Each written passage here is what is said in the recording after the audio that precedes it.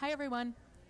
Um, just wanted to say we're going to get ready we're going to get started in about 5 minutes. So I'm loving seeing so many great ideas up on our burning issues wall. If you haven't already, go ahead and pull out your stickers from your folder and vote for those issues. Throw your weight behind those issues that you're most interested in making sure we have a chance to talk about. And we'll be having that open discussion later in the morning. And then we'll get started. Thanks.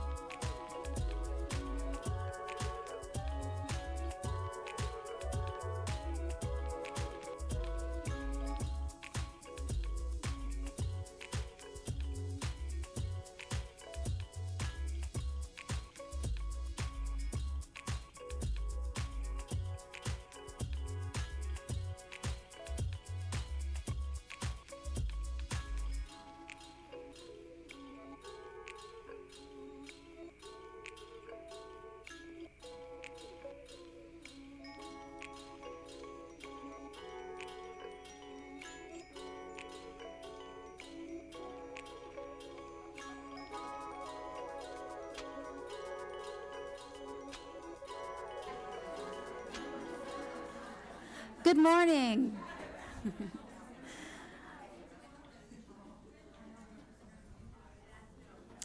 Thank you, everyone, for joining us today. My name's Sandy Toro. I'm with the Institute of Museum and Library Services in the Office of Library Services, and I have the pleasure of introducing Dr. Cynthia Chavez Lamar, who is the Assistant Director of Collections at the National Museum of the American Indian. Thank you.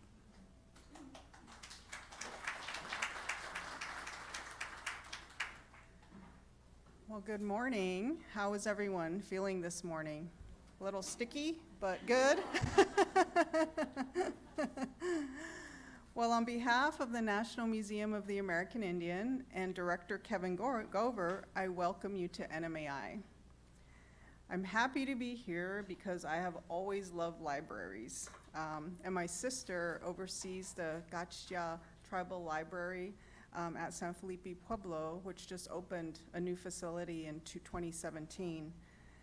Our Pueblo's library has also been a beneficiary of the IMLS Native American Library Service grants. So thank you, IMLS, for your support.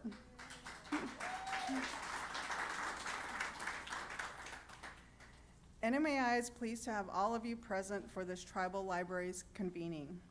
We know those of you who work for tribal libraries often go above and beyond what is expected of you to meet community needs and to enhance the services you provide. For all that you do, I say thank you. I hope your day is full of excellent feedback. Now is the time to share what you know based on your knowledge and experience. Remember to write down the burning issues and vote for them. Have a great convening. Take some time to see NMAI's exhibits and enjoy your visit to Washington, D.C. Thanks for being here.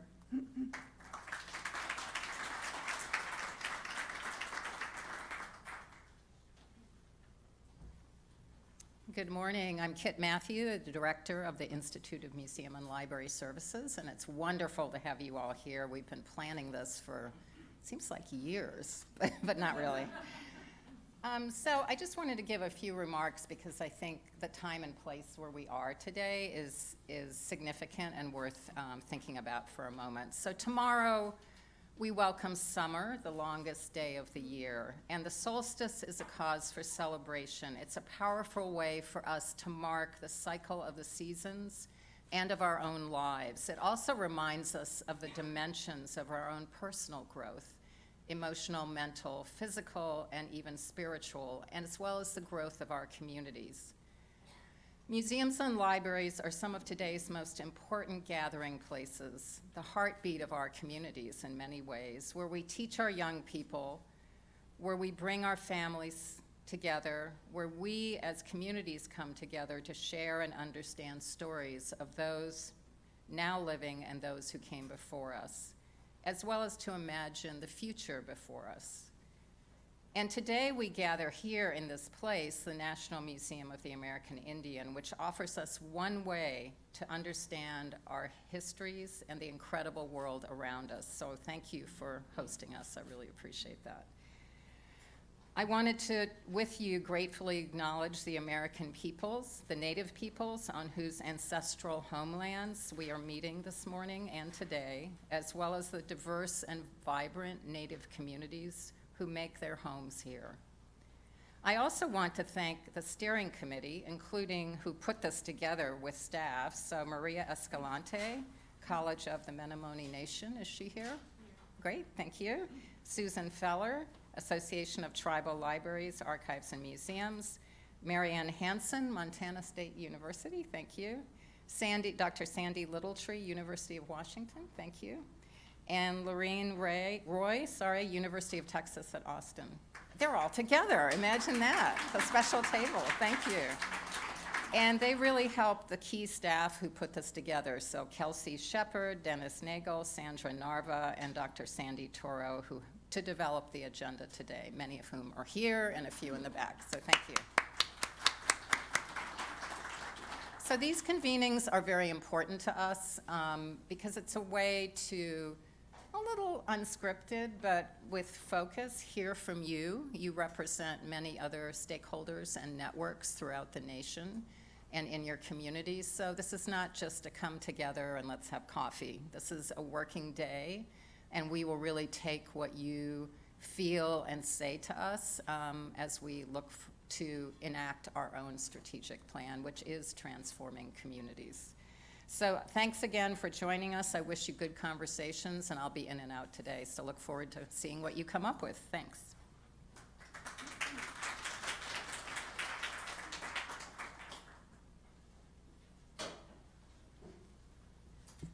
I'm now realizing I'm supposed to have a microphone in my hand, and I don't. Thank you.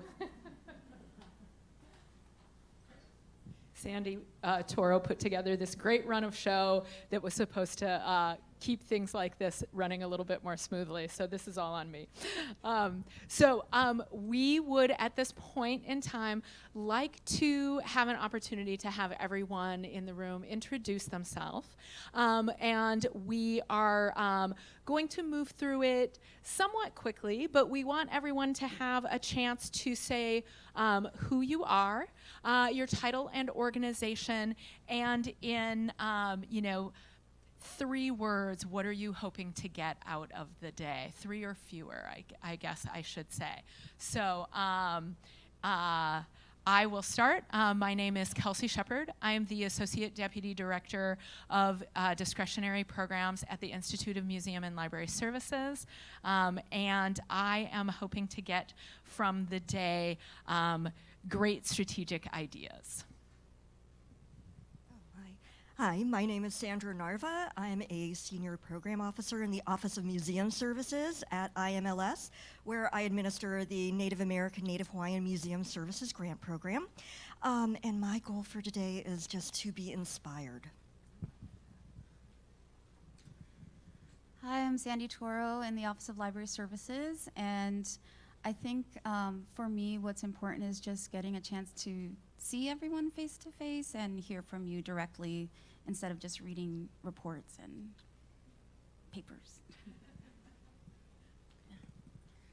Stungo. My name is Doris Watts. I'm from the Haskell Indian Nations University in Lawrence, Kansas. I'm still in grad school, so I'm not officially a librarian, but I'm a library technician at the moment. So at this moment, I guess I'm still, wanting to learn. My name is Hannah Buckland. I am a state library program specialist in Minnesota. I have been there almost a month, and previously worked at Leech Lake Tribal College as the library director there. And so my goal for today is to learn. Okay, I'm Erin LaFramboise. I'm the Director of Library Services at Blackfeet Community College. I hope to do collaboration, networking, and future planning. Hi, I'm Lisa Freehill. I am the Senior Statistician at IMLS, and I'm looking forward to learning today. Good morning, I'm Elaine Silversmith. I'm the librarian for NMAI, and I'm here to welcome you. Hi, I'm Kim Kristen. I'm the director of the Center for Digital Scholarship and Curation at Washington State University, and I run the Tribal Digital Stewardship Cohort Program and the Mukadu software program that many of you use, and so I'm here today to learn what more we can do for all of you. Ayuki, I'm Barry Talley. I'm from the Kaduk tribe, and I'm our digital library coordinator. And I'd like inspiration and motivation. Keep going. Hi, I'm Janine Ledford from the Macaw Cultural and Research Center, and I'm here to learn. Hi, I'm Sharice Wenzel. I am the academic manager for the Nooksack Tribe in Washington State, and I'd like to take back some practical ideas that I can actually use to help me manage the grant that we currently have. Hi, I'm Mary Downs. I'm a program officer in the Division of Preservation and Access at the National Endowment for the Humanities, and I am here to learn how to serve tribal libraries best.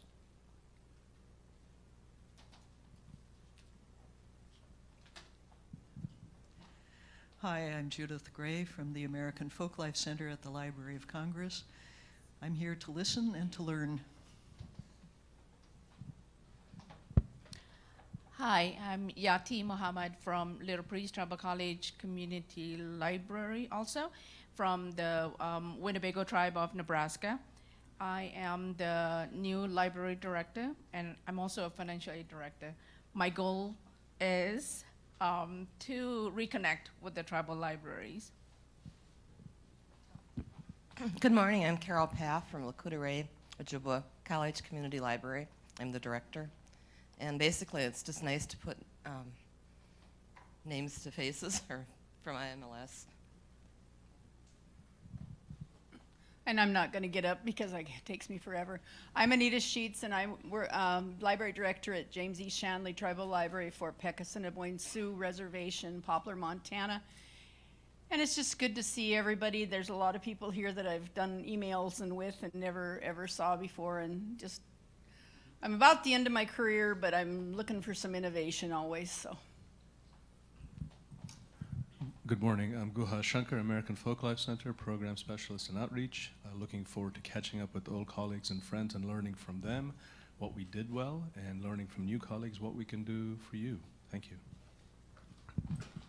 Hi, I'm Cliff Murphy, Director of Folk and Traditional Arts at the National Endowment for the Arts, and like many before me, I'm here to learn and to also understand better how we can be more useful to the work and programs that you do.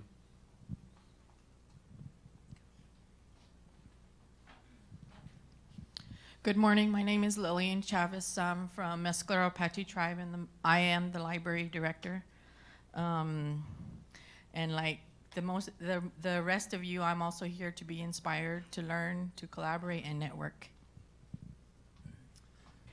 Good morning, everyone. My name is Joy Poole. I'm the Deputy State Librarian for the State Library of New Mexico, and I'm here to gather information and share it with my tribal library colleagues in New Mexico. New Mexico started their tribal library program over 20 years ago, and we have 19 tribal libraries, so we're a large operation.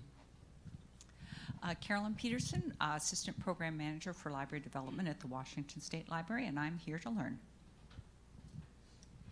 Mino Kajep Kinagwea, Anishinaabe Odawa Kwe and Dao, Waganaxi Nodawa and Doda Ben Dagwas, Jordan Indo Jaganashi Nuzwan, Kitche Kinamaga Kwe Indo Nangje. Good morning, everyone. My name is Jordan Shinanaquit. I am the Education Director for the Little Traverse Bay Bands of Odawa Indians. I'm really honored to be here today and share this space with all of you. And I'm really here just to share ideas, best practices, and network. Miigwech. Good morning. My name is Melissa Alberts. First of all, I have to apologize for my attire. My luggage didn't follow me here, so this is my traveling outfit. Yes. I'm from the Grand Traverse Band of Ottawa and Chippewa Indians, and I'm the library project director and work with higher education, and I am here to learn from everybody, and I would echo most everything you've said. I want to do everything you've said. Hi, my name is Dana McClellan, and I'm from Peshabytown, Michigan, the Grand Traverse Band of Ottawa and Chippewa Indians, and I am the education assistant, and I'm here for the librarian who couldn't make it. So, and I'm also here to learn.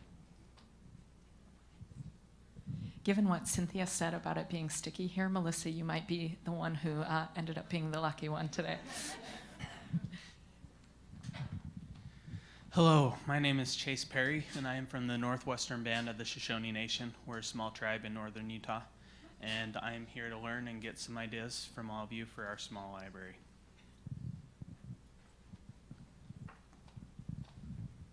Good morning. My name is Melanie Toledo. I'm Dene. I work for the Auction Indian community, the library manager there, and I'm here to see and learn what to bring back to the tribe I work for.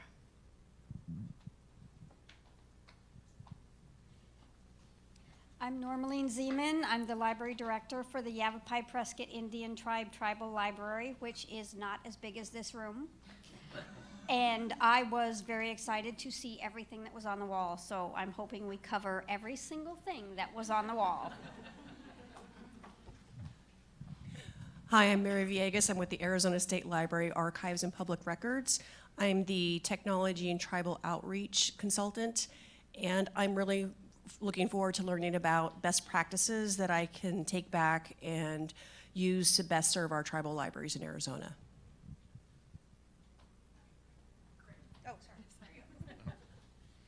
Oh, hi, I'm Greg Lucas, the State Librarian of California, here to learn this table. Good morning. My name is Cindy Landrum, and I am the incoming Deputy Director for the Office of Library Services, and I am here to begin my very steep learning curve up and to connect with all of you. Good morning. My name is Madison Bowles. I am a Senior Program Officer with the state programs at the Institute of Museum and Library Services, and I'm here to learn more about how our programs can better serve the needs of the tribal libraries. Hello, I'm Dennis Nangle. I work at IMLS along with Madison in the same office of state programs. And just like she said, I'm here and hoping to learn a lot and determine how best we can serve the community.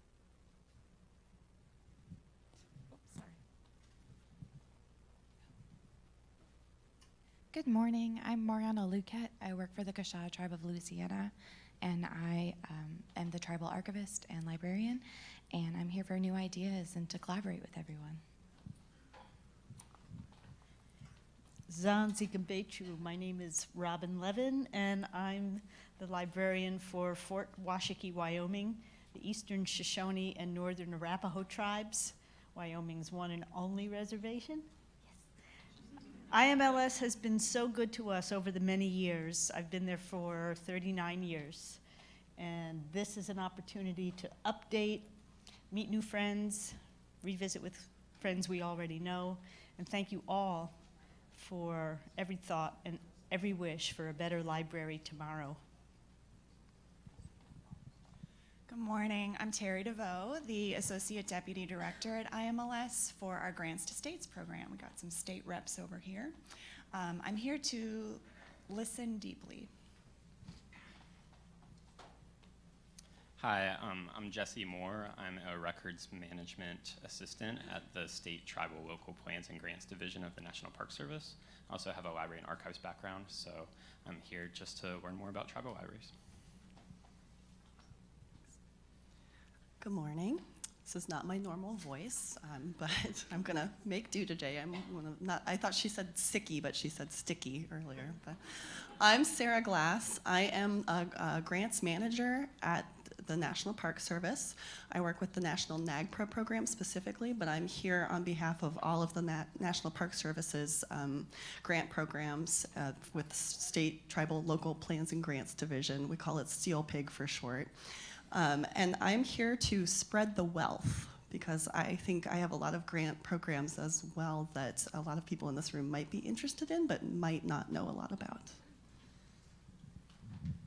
Hi, my name is Kristen Sales, and I'm the library specialist for the Porch Creek Indians in Alabama, and I am here to listen and learn.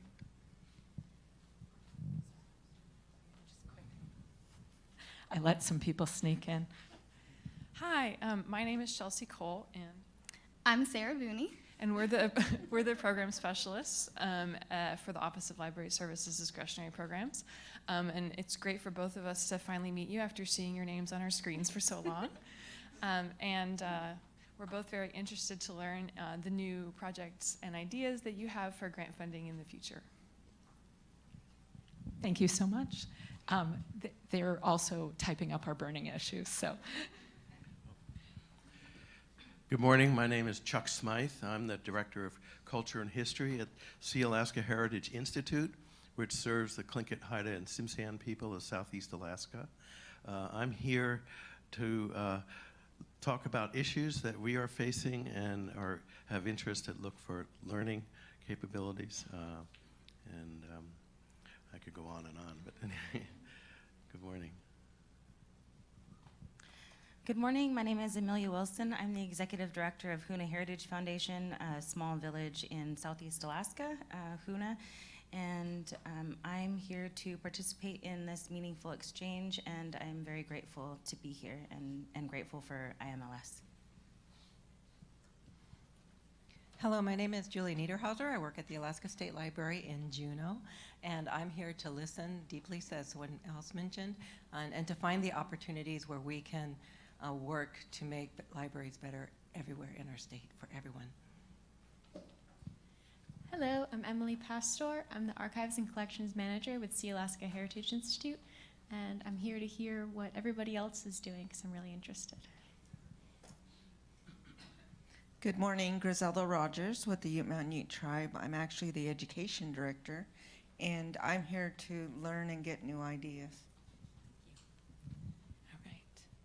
You guys went, and so the steering committee.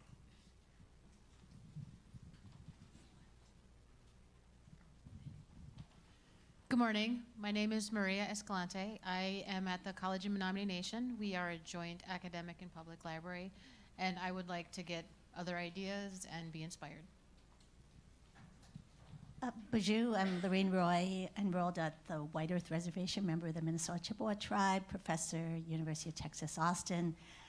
I want to do everything you want to do, learn, connect, renew, but also I'm looking forward to ideas you have for collaborating with graduate programs, School of Information. Bonjour, thanks. Good morning, I'm Marianne Hansen. I'm at Montana State University in Bozeman, and I coordinate the annual Tribal College Librarians Institute, and it's an honor to be here, and I look forward to learning new ideas and be inspired. Good morning, that's really loud. My name is Sandy Littletree. I am Navajo and Eastern Shoshone, and I am incoming faculty at the Information School at the University of Washington, and I'm here mostly to reconnect and share some of my research in a few minutes, I think, and just listen and learn from you all. Good morning, I'm Susan Feller. I'm president of the Association of Tribal Archives, Libraries, and Museums. I'm here to learn what you need and how we can help. Thank you. Good morning again. I'm Cynthia Chavez Lamar, and I'm here to listen and hopefully make some new connections. Thank you. Thank you all so much. All right.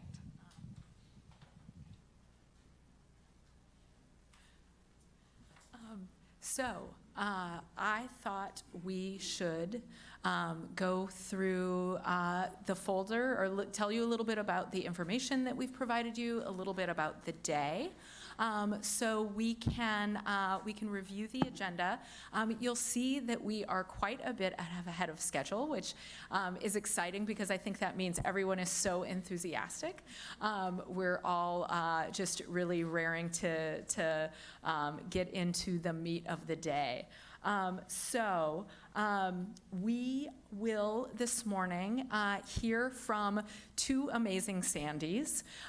We have Dr. Sandy Littletree, and I will do a more formal introduction, and Dr. Sandy Toro. Sandy Littletree will be speaking more about the history of tribal libraries, and Sandy Toro will speak to IMLS's history of funding in the tribal library space. After that, we will probably sometime in there fit in a short break. We hadn't had a break scheduled this morning, so since we're ahead of schedule, we'll make sure to get you all a short break so that folks can refill on coffee and network and meet. I know introductions were done pretty quickly, but we do want to make sure that you all have a good amount of time to speak with each other, to share ideas. So much of what came up in the introductions, networking, connecting, collaborating, learning, all of those kinds of things will happen in those unstructured times and unstructured spaces, as well as in sort of the more formal parts of the agenda. So we will make sure to build that in as well.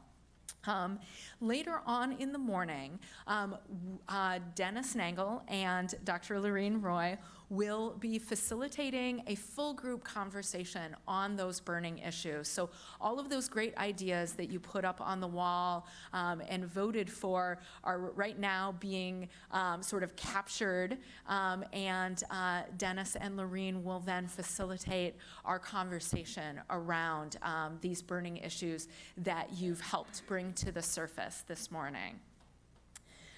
Before lunch, Elaine Silversmith, who is here from the National Museum of the American Indian, so for from the Vine Deloria Junior Library of the NMAI, will speak with you a little bit about some of the exhibits that are on this floor and that you will have an opportunity to explore at various points throughout the day. And during lunch, we have, as you know through the introductions, a number of our federal partners in the room. There will be others joining us at lunch. And so it will be an opportunity for folks to meet and talk with federal partners in IMLS and outside IMLS about their work with tribal communities and opportunities there as well. So we want you to get a chance to connect with other agencies as well. This afternoon, we'll be having a variety of breakout sessions. And actually, Sandy, could I ask you to kind of explain how people will be broken up?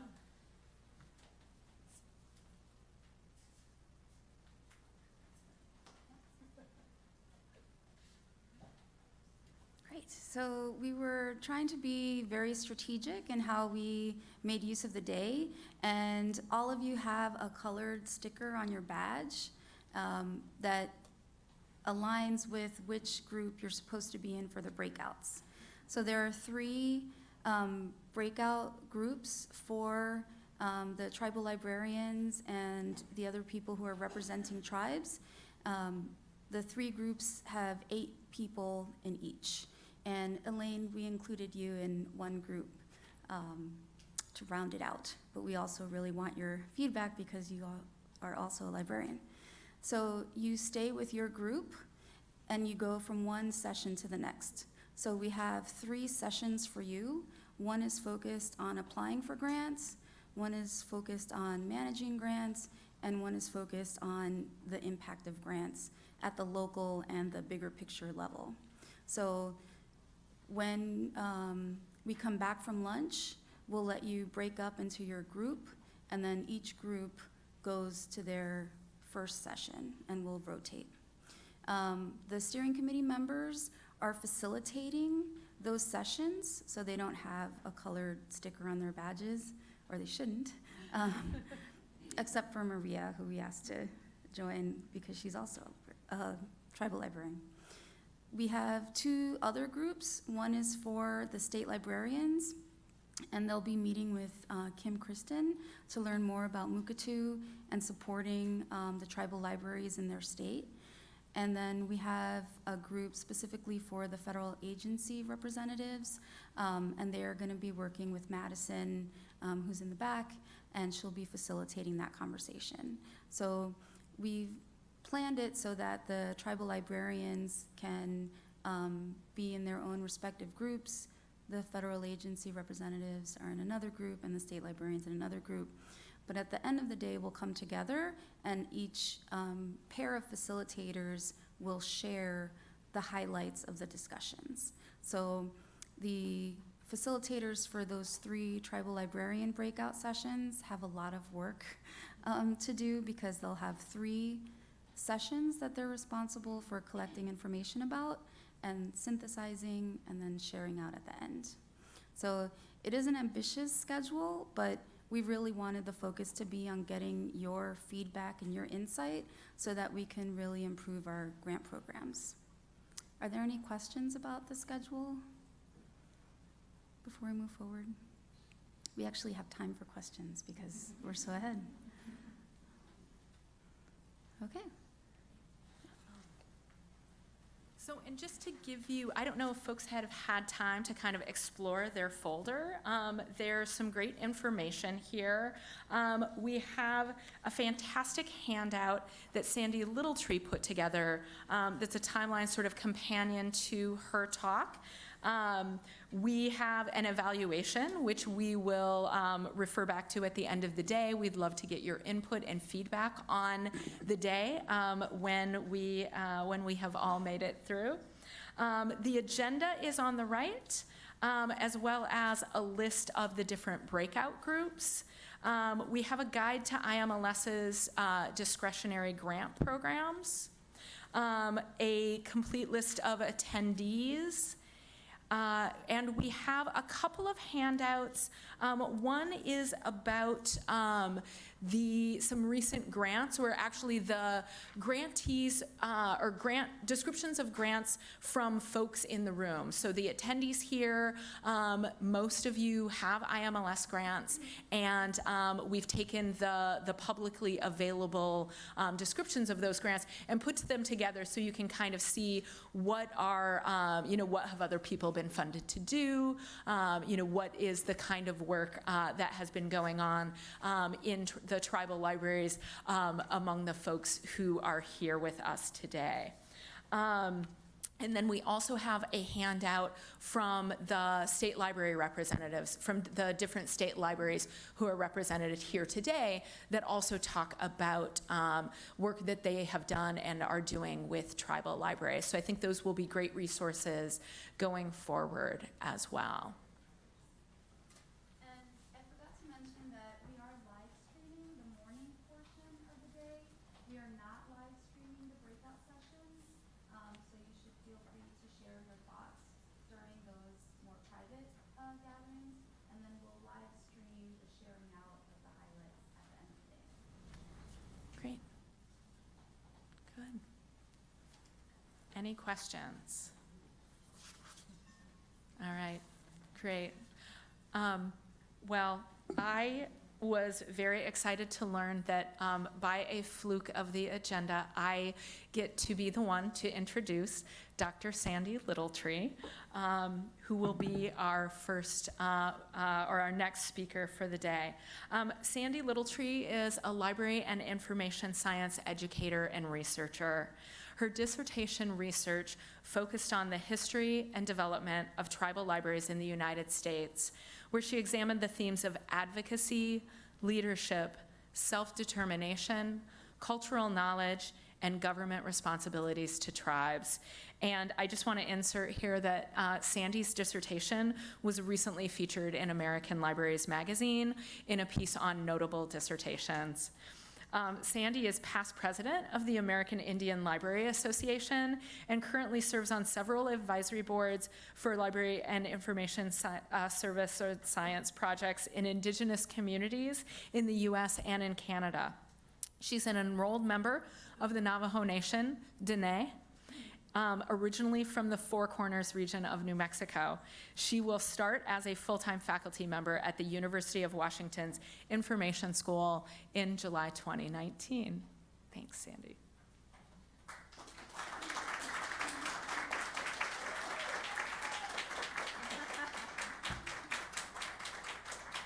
I got some whoops. Oh, I need to password for the laptop.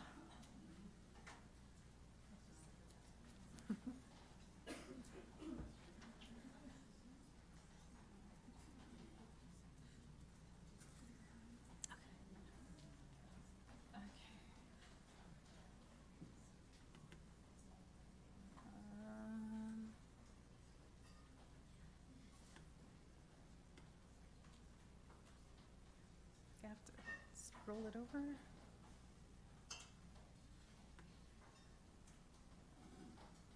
There we go. Okay, I can't see it on my screen, so I'll have to be looking back, so I apologize for that.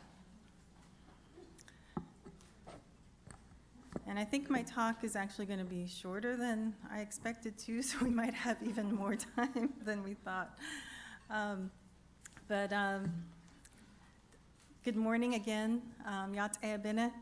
I'm really honored to be here today and to share some of my research and some information about tribal libraries. I'm honored to be here on the traditional and occupied territories of the Anacostans, the Piscataway, and the Pamunkey people, and also the Native people who are making their homes here today. She'e Sandy Littletree Yanashe, Eastern Shoshone Nishlant Do Kia Ani Bashashin, Eastern Shoshone Dashache Do Tatnazani Dashanella, It's not often that I get to introduce myself to a room where I know that there are Navajo people in the room, as well as people that are from my mother's territory. So I want to honor that as well. Robin is from where my mother is from. I am Eastern Shoshone from the Wind River Reservation on my mother's side, and I am Kia'ani from the Towering House people and the Tangled Peoples Clan on my father's side. I am originally from New Mexico, from the Four Corners region. I grew up in Kirtland, born in Shiprock. I currently live in a place that's now known as Stechass. That was previously known as Stechass. Now it's Olympia, Washington, and that's where I live and do my work most of the time. So for those of you who don't know me, thank you, Kelsey, for that introduction. I'm also, so I'm a New Mexican at heart. I'm an audiobook nerd. I'm a daughter and an auntie. I'm a scholar, and as she mentioned, I'm past president of the American Indian Library Association, as well as the former program manager of the Knowledge River program at the University of Arizona. And I grew up adjacent to the Navajo reservation in Kirtland. So I'm a librarian that decided to get my PhD and go for it. And I got it, I was able to finish it last year, last April. So it's really great to be here to reconnect with people that I haven't seen since before I started my PhD program, and to share some of my work with you all. My research took me down a lot of different paths, as research does, a lot of twists and turns, and I ended up looking again at some of the history of tribal libraries. And there's a number of people in this room that, I was just at the Tribal College Librarians Institute in Bozeman, Montana, that have heard parts of this presentation, so hopefully this won't be too much of a bore for you all. I've added more pictures, I added better pictures, and I used Canva, which I was introduced to at TCLI.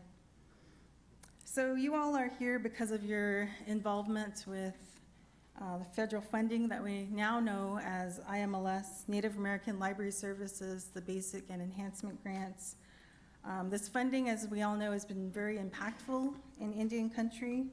And ask any grantee in this room, and I'm sure we can hear stories about the application process, the ups and downs of all of your projects, the impact of your funding, maybe dreams about future projects. I'm hoping that we'll hear about some of those things today.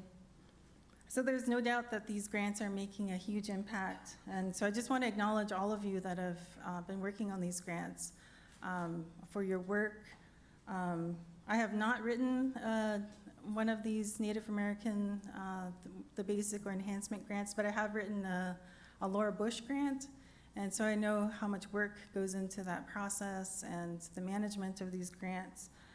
So I just want to acknowledge that and the wisdom and experience that you're bringing with you today.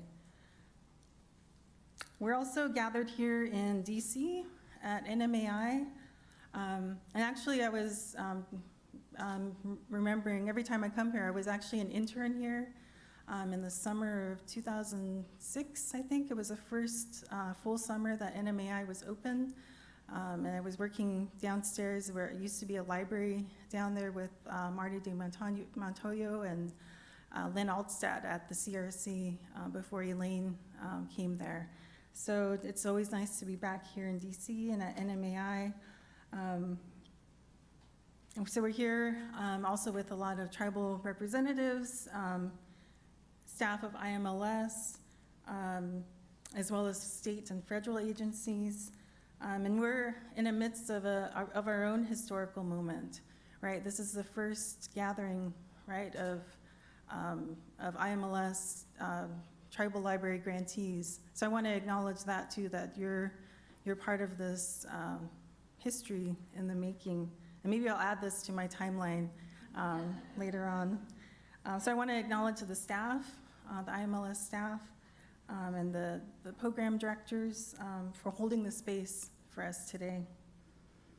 So my main goal this morning is just to kind of set the stage for the work that we have ahead of us today, to remind us of how far we've come as a profession. I think it's like telling the origin stories of our people.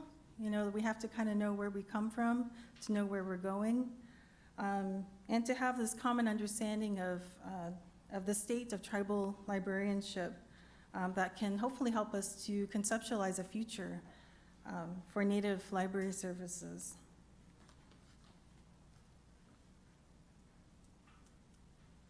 Let's see here. Okay, so how did we get to this point? To be in a room at NMAI in 2019 where we have 2.25%, maybe it's a little bit different, of the federal budget for IMLS funds, more than $5 million that's available to tribes to develop their libraries. And you can correct me if my numbers are wrong here, but I'm thinking this is close to the most current information. But we have a lot of money available to tribes. And a lot of tribes, hundreds of tribes, have benefited from federal grants that have been specifically created for tribal libraries. When just a generation ago, we have documents describing the state of Native library services as inadequate, non-existent, a void. And I've seen these documents. I was actually yesterday at the Library of Congress looking at the Virginia Matthews, some of those collections there, and re-seeing, you know, some of this dialogue, people talking about how do we get funding for these libraries. There was no funding at all. They were trying to figure out how do we build libraries on reservations when there were so many challenges in doing so.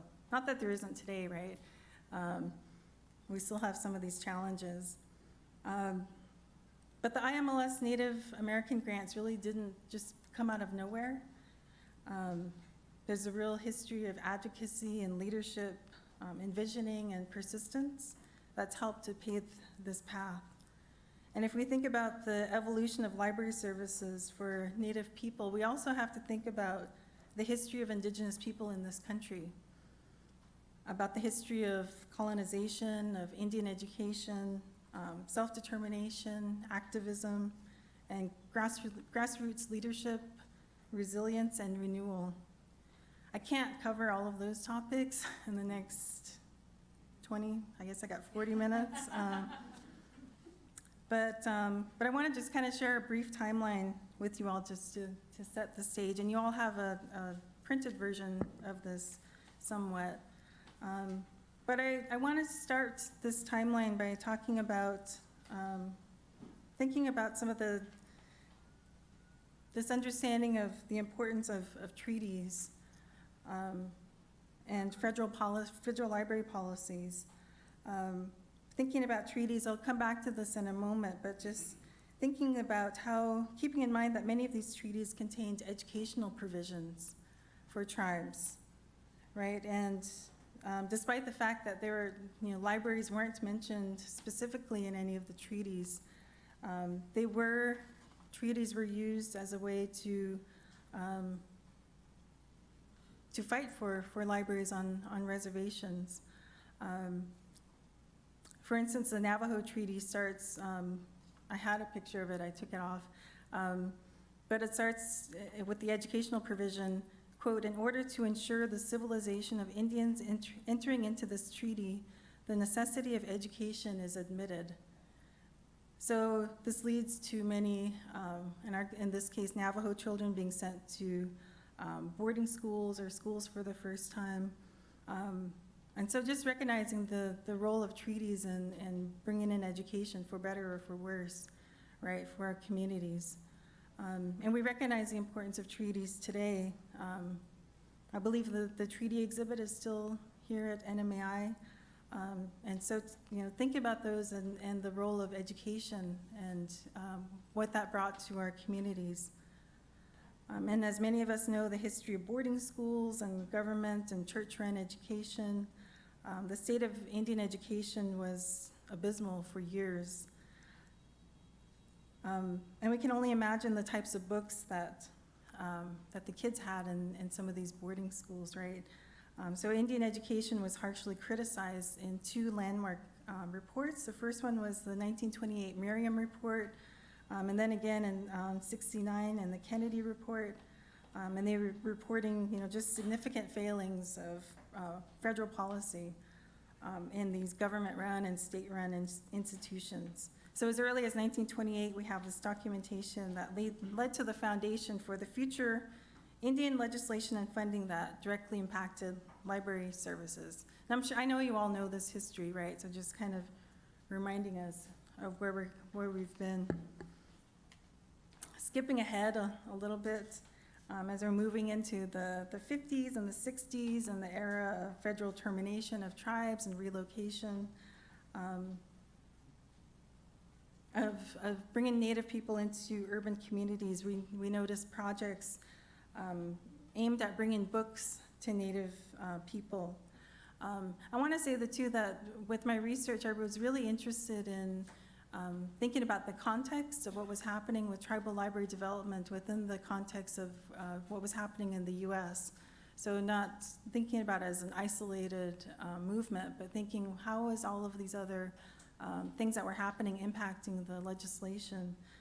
So when we think about this time of termination and relocation, sometimes books were seen as another means to assimilate Indians. And now we love bookmobiles and we love the idea of bringing books to some of our communities, but there was a time when some of these were kind of seen as a way to just bring more American values and books into these communities.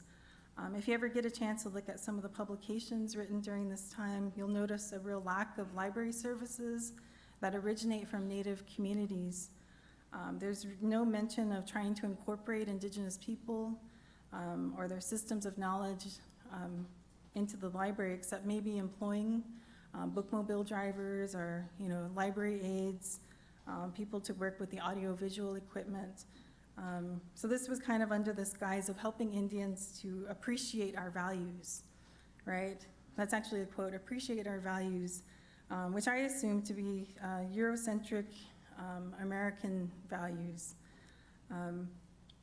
In the literature, I've seen librarians surprised and sometimes reluctant to provide books to Indians about their own people or about other Indians.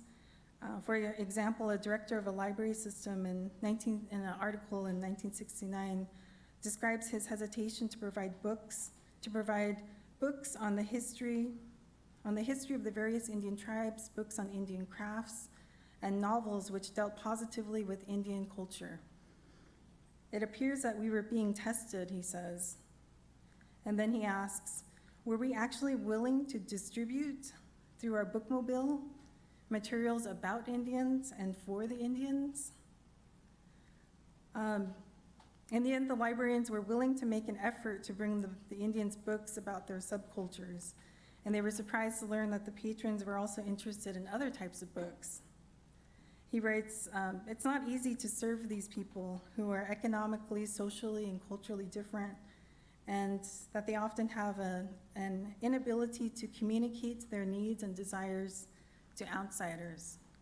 So we have some of that history that we have to acknowledge. But we also see Indian-controlled institutions coming in about this time as well. The literature always points to the Colorado River Indian tribes as the first tribal library. The first Indian public library is what it was called. The first time I've seen it mentioned in 1969. I've seen different dates for the opening, and I notice, we have different dates sometimes in these timelines, and so it's, one publication will say another date, another will say another date. But it opened in 1957 as a community development project. The Colorado River Indian Tribes Tribal Library came under complete control of the tribe in 1958, and thus became the first library located in a Native American community designed to serve that community. And so we have other libraries that are being opened at this time as well. And I also wanted to mention in 66, about 8 years later, we have the first Indian-controlled school at Rough Rock Demonstration School, which then became a National Indian Education Association library project. But at the same time, we still have the Kennedy Report talking about Indian education as a national tragedy. So we're laying groundwork for future policy development in the 70s. So we move into self-determination in the 70s and 80s. Spurred by the 60s civil rights era, Indian activism and advocacy, there was a gradual shift in federal Indian policies, and we see a huge leap in activity for tribal library development during this time. And I was only able to put a couple up here, but if you see other timelines, there's a lot of stuff happening in the 70s and 80s.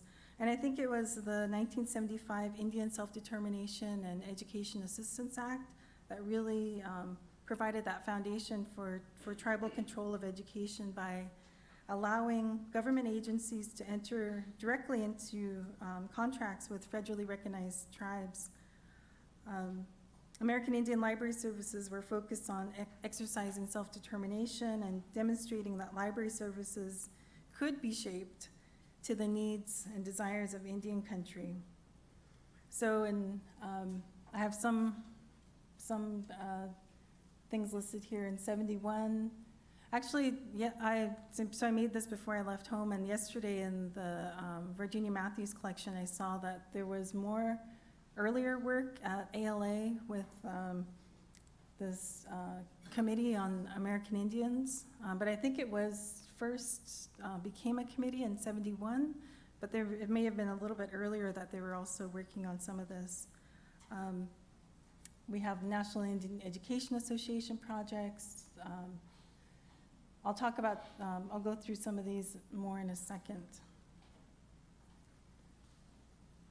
How many of you have heard of the NIEA library projects? I see a couple of heads nodding. The National Indian Education Association sponsored a series of library demonstration projects in the 70s. So this was at Standing Rock, Akwesasne, and Rough Rock. So they were doing research.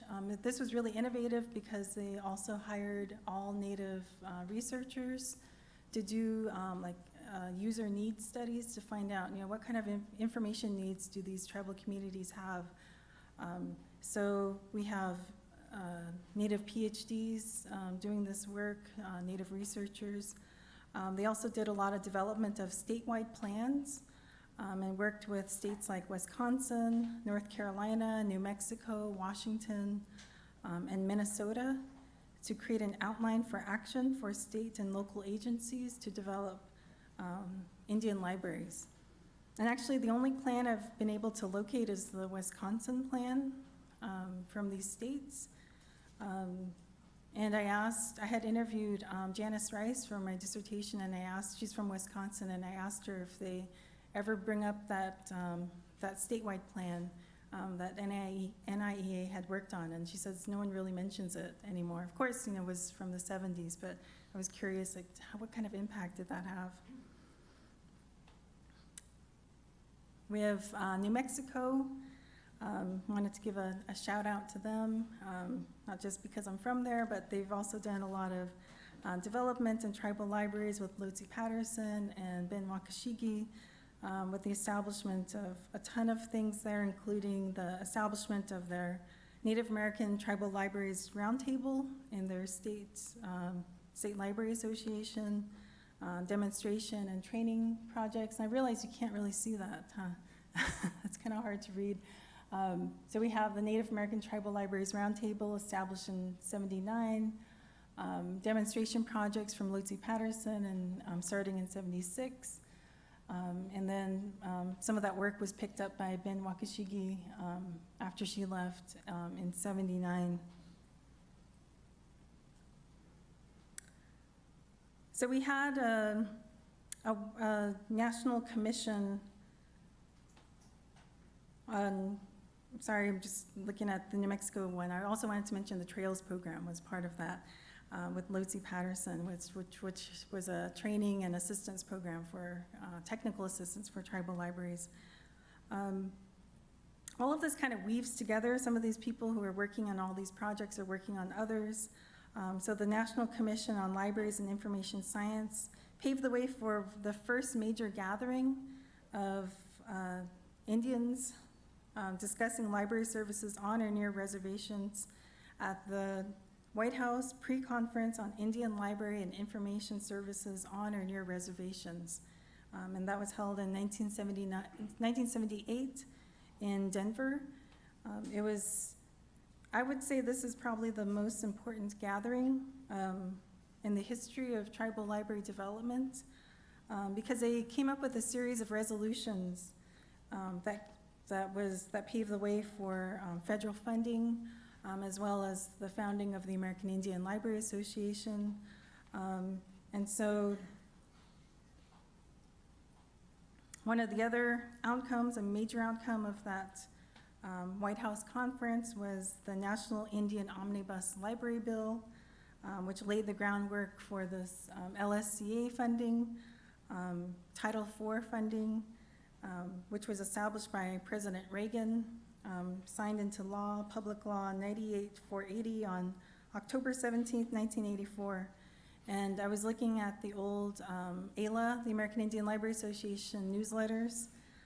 In their spring 1985 newsletter, they talk about the original appropriation for Title IV was in the neighborhood of $1.7 million for the nearly 300 eligible tribes at the time. And so we've come quite a way, $1.7 million when it was first appropriated.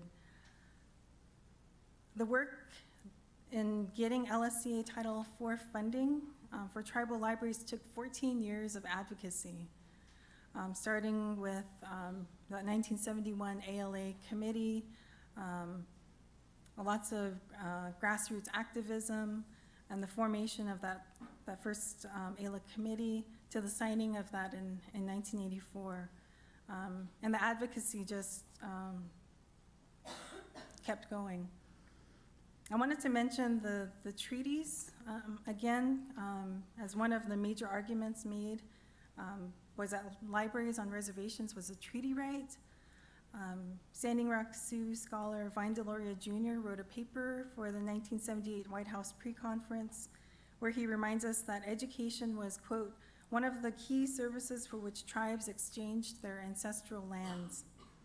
So the United States promise to provide educational support to tribes allowed the country to obtain millions of acres of land from Native people through treaties. And of the more than 400 treaties negotiated between the tribes and the US, 120 of them contained educational provisions. So education is a treaty right, and libraries fall within that scope of treaty educational provisions, according to Deloria. And what was picked up by these library advocates. As many of these treaties speak really broadly of institutions that are needed to fill educational promises.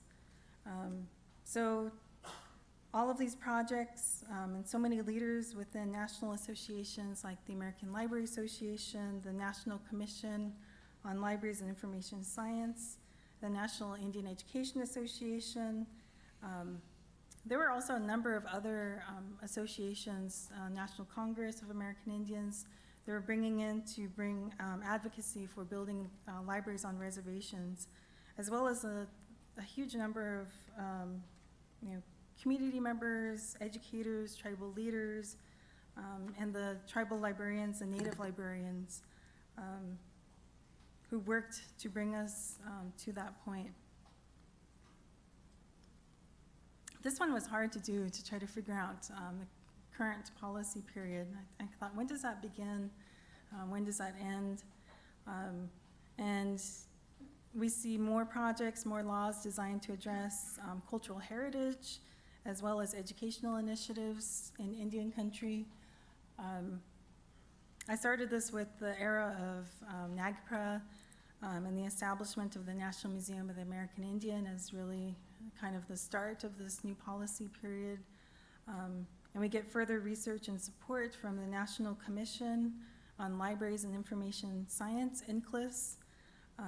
They did a lot of research and site visits of tribal communities to figure out what was going on. Kind of similar to what we're doing today, but they were, going out to these different communities and shedding more light on the status of tribal librarianship in the 1990s.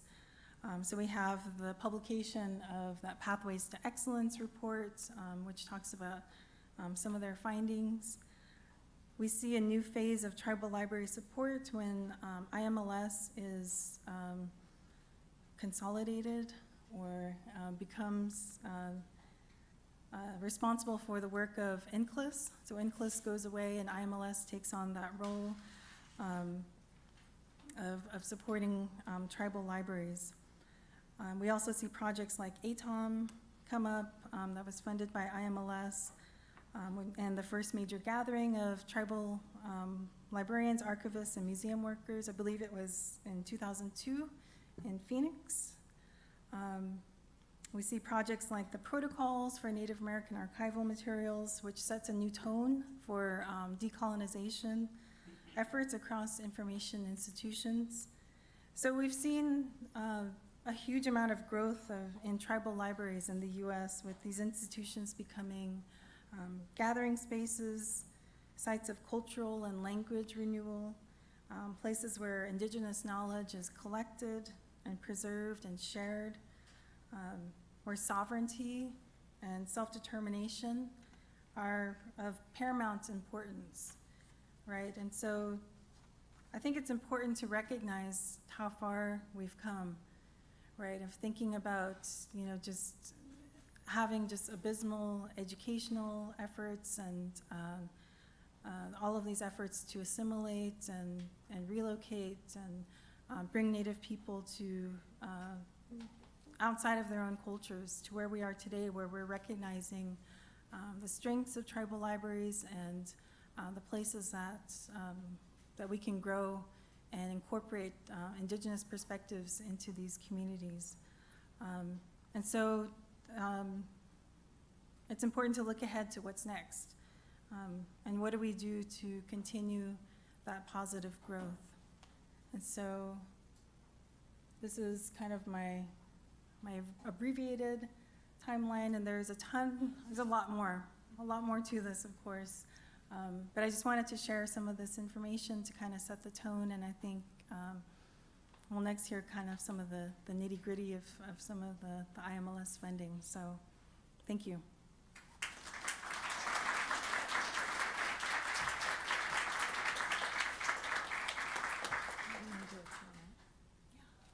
Do folks have questions for Sandy?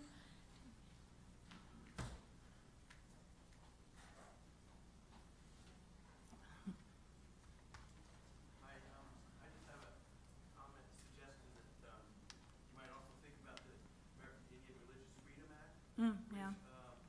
One of the proposals for that, one of the laws that was proposed but not passed, very strong protection for indigenous sacred knowledge and sacred sites. But it had went into quite detailed discussion of the need to protect that knowledge and ways to do that, which may prefigure some of the discussions about protocols today. Thank you. Yeah, I think it's mentioned in my dissertation, but yeah, you're right. The religious freedoms and definitely adds more to that context of cultural heritage and that protection of knowledge. Thank you. Hi, my name is Nancy Weiss. I'm the General Counsel of IMLS, and was trained by Lotzi and Virginia Matthews, and really carry a lot of some of their stories. And every time, every day, you just learn something incredibly new about our legislative history. And what I really appreciate here is I've also looked at this area, and I'm familiar with the Library Services and Construction Act, establishment of the program in 1984.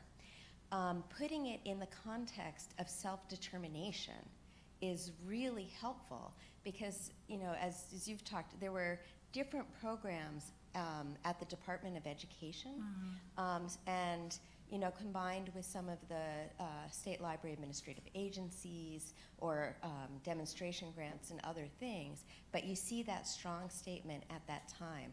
So I just thank you for sort of expanding the understanding of this sort of cultural context around that particular moment as well. Yeah.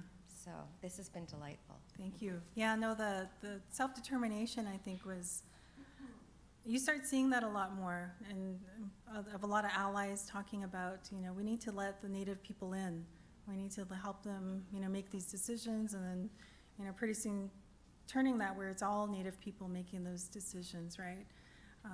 And so there was a shift in that thinking and allowing them to make their own decisions, right? Yeah. I just wanted to thank you for your presentation. It was very informative and helpful, and I thought just really brings a nice context to begin our conversations. A lot of this I actually wasn't familiar with, and so I just really appreciate it. It was an excellent presentation. Thank you. Thank you very much for the presentation, and I'll confess I'm not a very good reference librarian because I haven't picked up your dissertation, but will do so immediately after this meeting. But I was really curious about a historical point you were making in the context that Nancy was talking about, and you alluded to the fact that in the 70s, self-determination came up as a direct result of Native American activism in the 60s in the civil rights era. And I was reminded that, for instance, that the war on poverty and the whole Appalachia initiative was precisely because the federal government was really ashamed of the fact that they were being shown up in, you know, sort of international circles because Russia could come back during the height of the Cold War and say, you're doing nothing by your poor people in Appalachia. And I'm wondering to what extent the Cold War and those kinds of geopolitical issues make an impact on what the feds are doing in the 60s, 70s, and on down. Is that something that comes up in your research? I hadn't thought about that. That's a good question. I mean, I've seen some of this stuff being talked about in, you know, same publications as the Appalachian, you know, library development projects, and yeah, that's a good question. I mean, usually it's very domestic. I haven't seen a lot of talk about it being a geopolitical, you know, Cold War. I did put in my dissertation in the timeline, you know, just noted about, let's see, did I put that in there? The Cold War, the war on poverty. Because I think a lot of that thinking and, you know, a lot of this, the services for Native people was considered services to the disadvantaged, right? So it was kind of more of seeing as, you know, we need to bring them up, and they're, you know, part of that whole group of disadvantaged people that need our help. Great question. I'll have to think about that. Hey, Sandy. Hi. I'm Robin. Well, you know that. And your presentation was concise and very informative.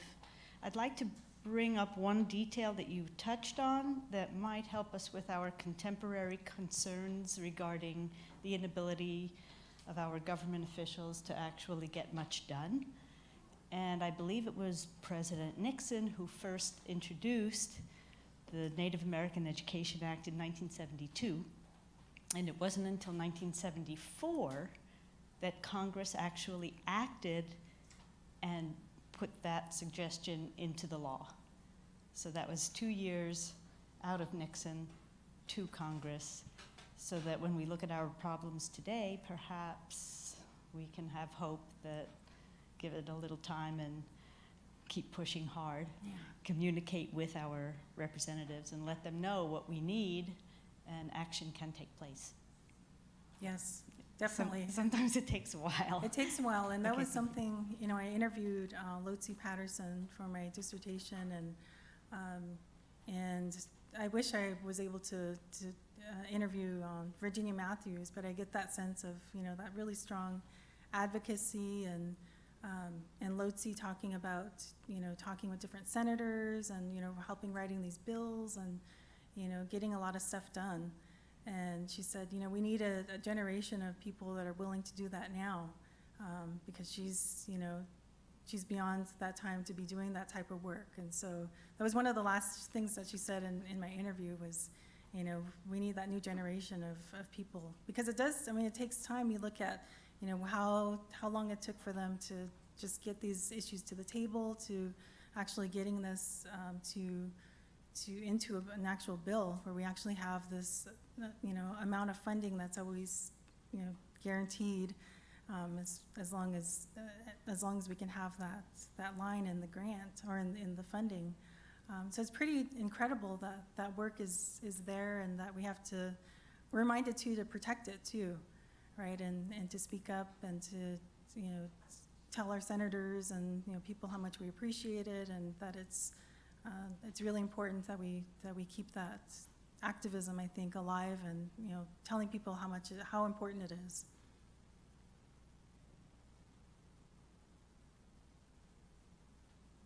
Other questions or comments? Sorry, that was loud. I had a very minor point, but it's actually, I think, pretty important. When you were talking about the budget figure and you said 2.5% of the federal budget, it's much, much smaller. It's 2.5% of IMLS's budget. That's what I meant to say. But yes. And we have a very small budget compared to other agencies, and Yes, that's the 2.5% of the IMLS budget is what I had written in my thing. So yes, thank you for that clarification. But it's still a lot of money, right? It's still, and it's set aside for Native American library grants, so it's really important.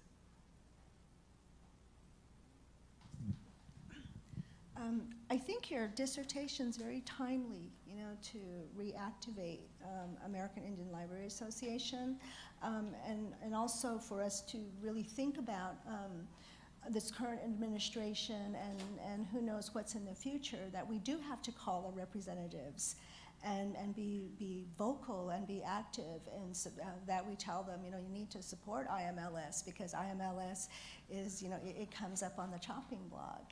And they help tribal libraries. And so when we look at this history, we take into account, just as Native peoples, we're here because our ancestors fought. Our libraries have developed to what they are today, and continue because of people like Lotzi Patterson and Virginia Matthews and Janice Rice, who really worked very hard. But also, so thank you, Sandy. I also want to say in the current issue of American Libraries, which is for the publication for American Library Association, Dr. Littletree's dissertation is noted in here as notable dissertations, new practices looking for breaking research. So I congratulate you for making, because this is big. Thank you. It's significant, because now how many librarians, all kinds, special, school, public, are convening here this weekend, and they have this magazine as part of their membership, and they're going to read about Dr. Littletree's dissertation, and Native American libraries, tribal libraries are a topic of conversation. And so I just wanted to congratulate you. Thank you. Thank you. And is it available on ProQuest yet? I don't know. It should be. It was supposed to have been available, I think, this month. Okay, So all right. I've been looking for it to add to the library. When you do your dissertation, you have to decide what kind of publication, how long you want it to be, if you want it to be available immediately or sealed, and I didn't know what to pick, so I just said a year.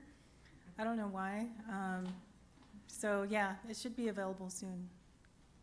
They should have hundreds of copies of that at conference. Of the magazine there.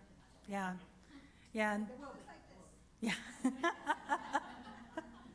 Well, my dissertation title was "Let Me Tell You About Tribal Library," or "Let Me Tell You About Indian Libraries," and I should have had a slide there, but it came from a button that I found in my dissertation research and the collection of Cheryl Matoyer, and it was a button from the '78 White House pre-conference, and I think they used them at the 1979 conference, the White House Conference on Library and Information Services, where all the states came together and they, talked about all of their issues. So the Native people were the ones that had, they were the only ethnic group that had their own convening before that White House conference.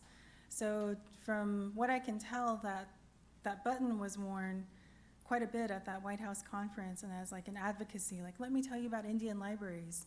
So it was kind of it was described somewhere as like a tour de force of the American Indian librarians talking about that Indian omnibus library bill that made it into the final resolutions at that White House conference, which made it, which allowed us to get that Title IV funding.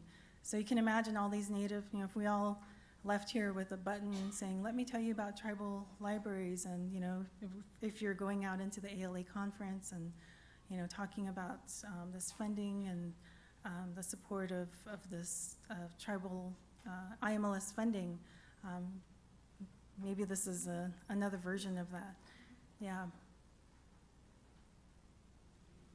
Other questions, comments?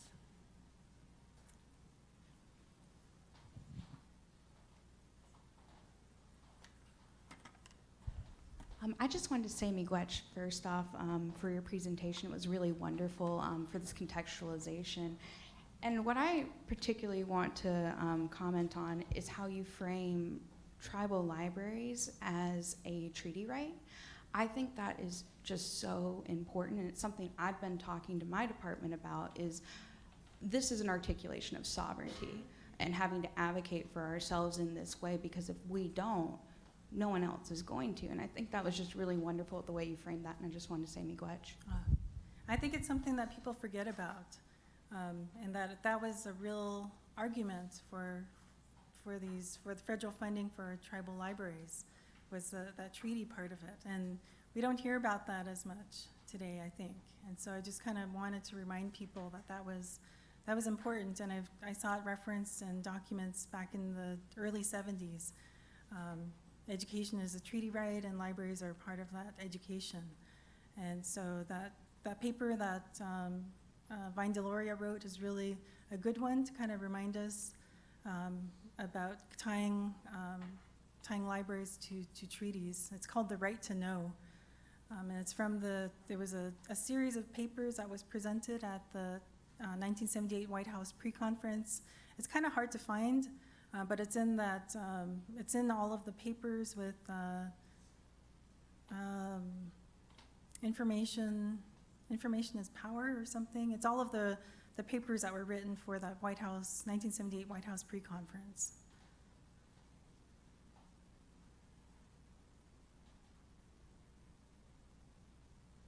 Sorry, I just want to add, just to go back even further. I was part of an archaeological project at my alma mater, Harvard University, and we learned about Harvard's charter, their founding charter that established the first university in the US in 1636. And within that charter, it states that the purpose of the university was to teach English and Native youth. So it goes back to the very beginnings. And we can find those types of mandates, right, and use them now for these rights. Elaine, you had... I just spaced it. Okay.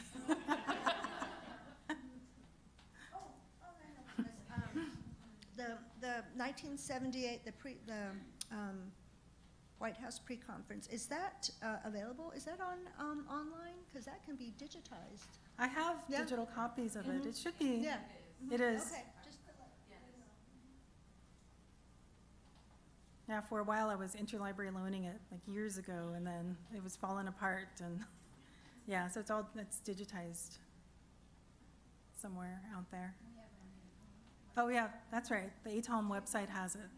Is it the full? Good. Okay. All right. That's a good question. So she asked what's happened to the initiatives that were recommended with the 1978. I mean, there were some that, there were goals in there about like, let's see, was it in the 78? About like children's television, which was one of Virginia Matthews' areas. There was actually the Ali Krebs has written something about that, kind of like that checklist. It was mostly with Vine Deloria's paper, the checklist of the right to know, like where are we now, so many years later, kind of reflecting back and talking about like the NMAI and ATOM and IMLS funding. And I think Jennifer O'Neill has also written something about kind of a reflection on that right to know paper in the archives world. So those are two to look to. But there are others in there that, I think there's some initiatives that we probably could still address. There was, I looked at the White House pre-conference. There was some other documents like the goals for Indian library services from the 70s. There was 4 major documents I kind of looked at to kind of say, like, what are they talking about for tribal library development? Like, what was their vision? And a lot of it had to do with like collaboration, interagency collaboration, letting Native people make decisions. So there was that self-determination part of it was really important. Trying to remember them now. It's part of my dissertation defense. But there's still work to do.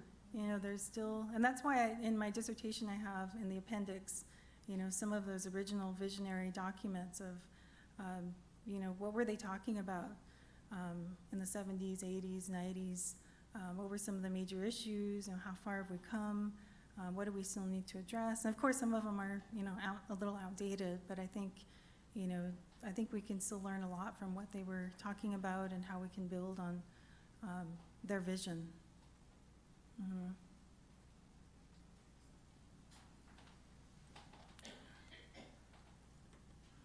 Hi, I've got pardon me if this is a clunky question. I'm thinking about the title of this slide, and if you take library and services and flip the order there, so evolution of services libraries provide to Native people. I'm wondering if there's a field scan that kind of shows how libraries in a tribal community, how their services have expanded over time. I feel like when I visit communities, and certainly as a grant maker in the arts, I see that a lot of services that kind of go way beyond that origin of books, as libraries as books. So many services are provided, right? That libraries have this important infrastructure at a community setting, and I wonder about the strain that puts on those institutions to deliver so many things, right? Is there a study of that is available, and in terms of trying to start a conversation to figure out ways to provide resources that can, help to expand capacity, or I don't quite know where I'm going, but do you understand? I think so, and I think there isn't a study like that yet. I think if I would have had the time, and I'm thankful my advisor advised me to do something that was doable within the amount of time, right? Because I know that is something that I think is really needed, and I think, ATOM has done some studies of, some of the challenges, and you said they're going to be, updating some of that research. So I think, we need to know what's happening now, and, beyond books and all of the other stuff that libraries are doing with the cultural heritage piece, with language, with, some libraries serving babies, all the way up in college, and it's just, there's a lot there. So if anyone wants to do a dissertation or work on some of this type of stuff, I think, there's a lot of room to explore some of that. So, yeah. I can't say that there's something comprehensive right now.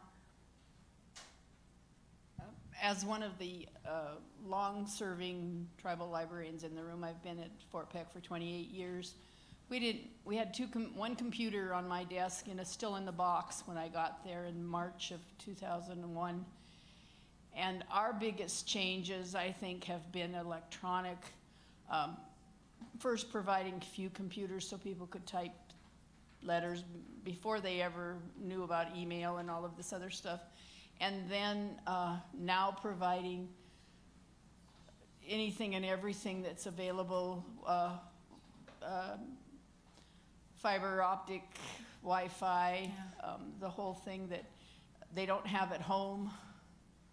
If you have never visited a tribal community, you will find that a lot of people don't have internet at home. They don't have a phone that works anywhere but in the library. They use the wireless in the library to do their communications during the day. The other thing that has come on the forefront is, you said you were a audiobook nerd. Montana has something called Montana Library to Go, which uses Overdrive. And a lot of my young people are using their phones to download books or download audio or whatever. And the other thing is the DVDs. We check out way more DVDs than we do anything else because nobody has the money to go and rent, and they don't have the money to have a Dish Network or DirecTV, and we don't have a cable system in Poplar. And so they come and they get their movie in the morning, and a lot of times they're back by 1 o'clock to have another movie because they've watched the one they took home, and that's the way it works. I mean, I don't provide as many cultural services as I think I should, but we have a lot of cultural services being provided by other entities in the college, and so I haven't done as much culturally that way as I probably should.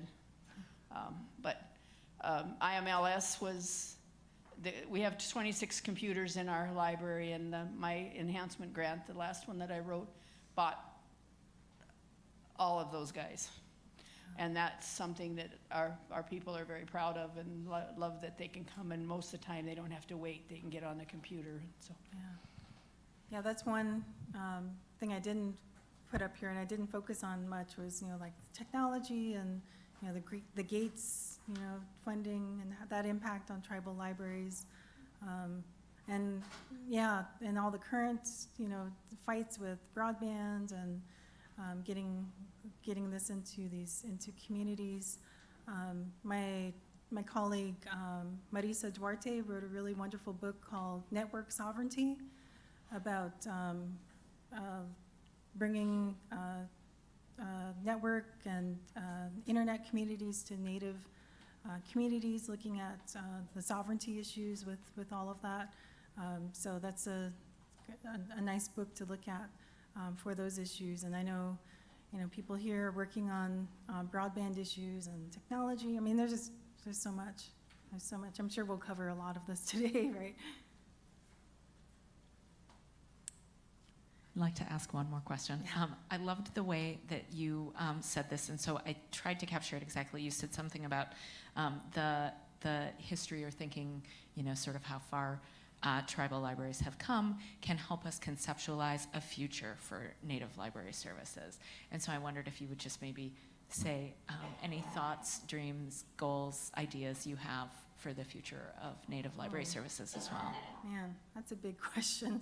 I guess that's why I'm here and why what I'm hoping to learn. I mean, it's not up to me, and it's not going to happen overnight. But I think just having these types of convenings, and I think the face-to-face value is really important of bringing people together and networking. Yeah, I mean, it's. I think just having these types of opportunities are really important to envision that and bringing people together. And I've never actually worked in a tribal library, so I can't say, I have those answers. I'm just kind of an outsider looking in. And I've talked about how, I wish I had a tribal library growing up, because I can see all these really wonderful programs and communities, and I kind of someone had asked me when I told them about my research, I was telling them, just as a Native woman at an art event, and she asked me what I was doing. I told her about my dissertation and talking about tribal libraries. She said, "Oh, you must have loved your library growing up." And I told her, actually, no, I don't think I did love my library growing up. And I think that's why I'm kind of fascinated with this idea of having, if every Native kid like me had a library growing up, you can imagine the types of people that we're educating, and I guess hopeful for that type of future for the next generations. So that's what I'm hoping for. Yep. Thank you, Sandy.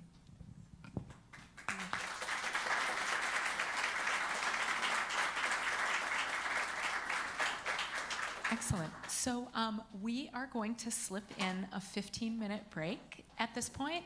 So if everybody could come back by 10:20, then we'll turn it over to Sandy Toro.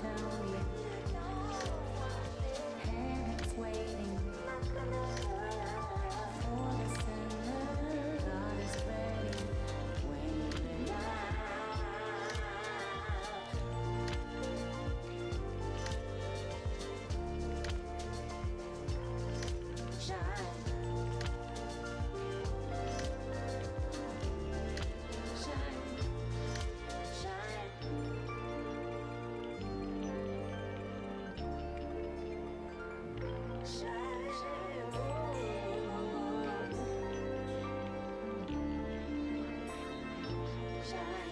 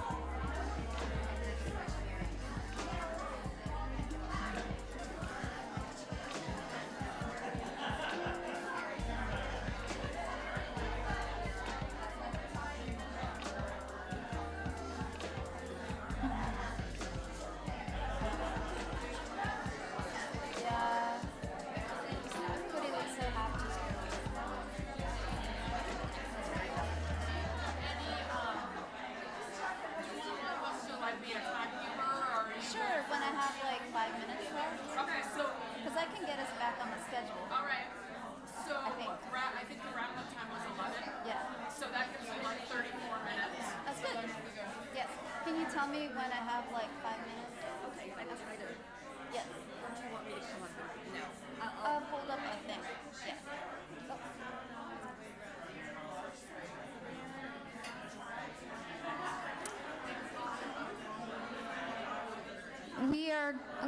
We are going to get started very soon. If everybody wouldn't mind coming back to your tables.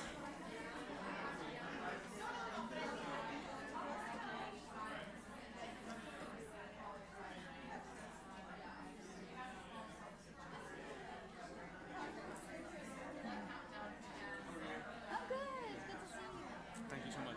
Quick question.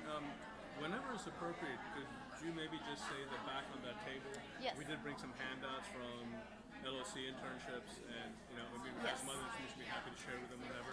And I think maybe Elaine had put something out there as well. I'm gonna. Smash it. Thank you. Yes.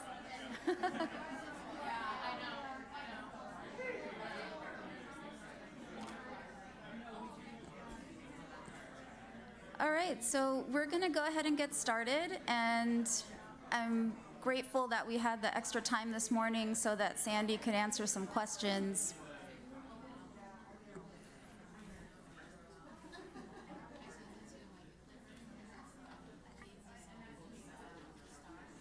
And I probably won't take too much time.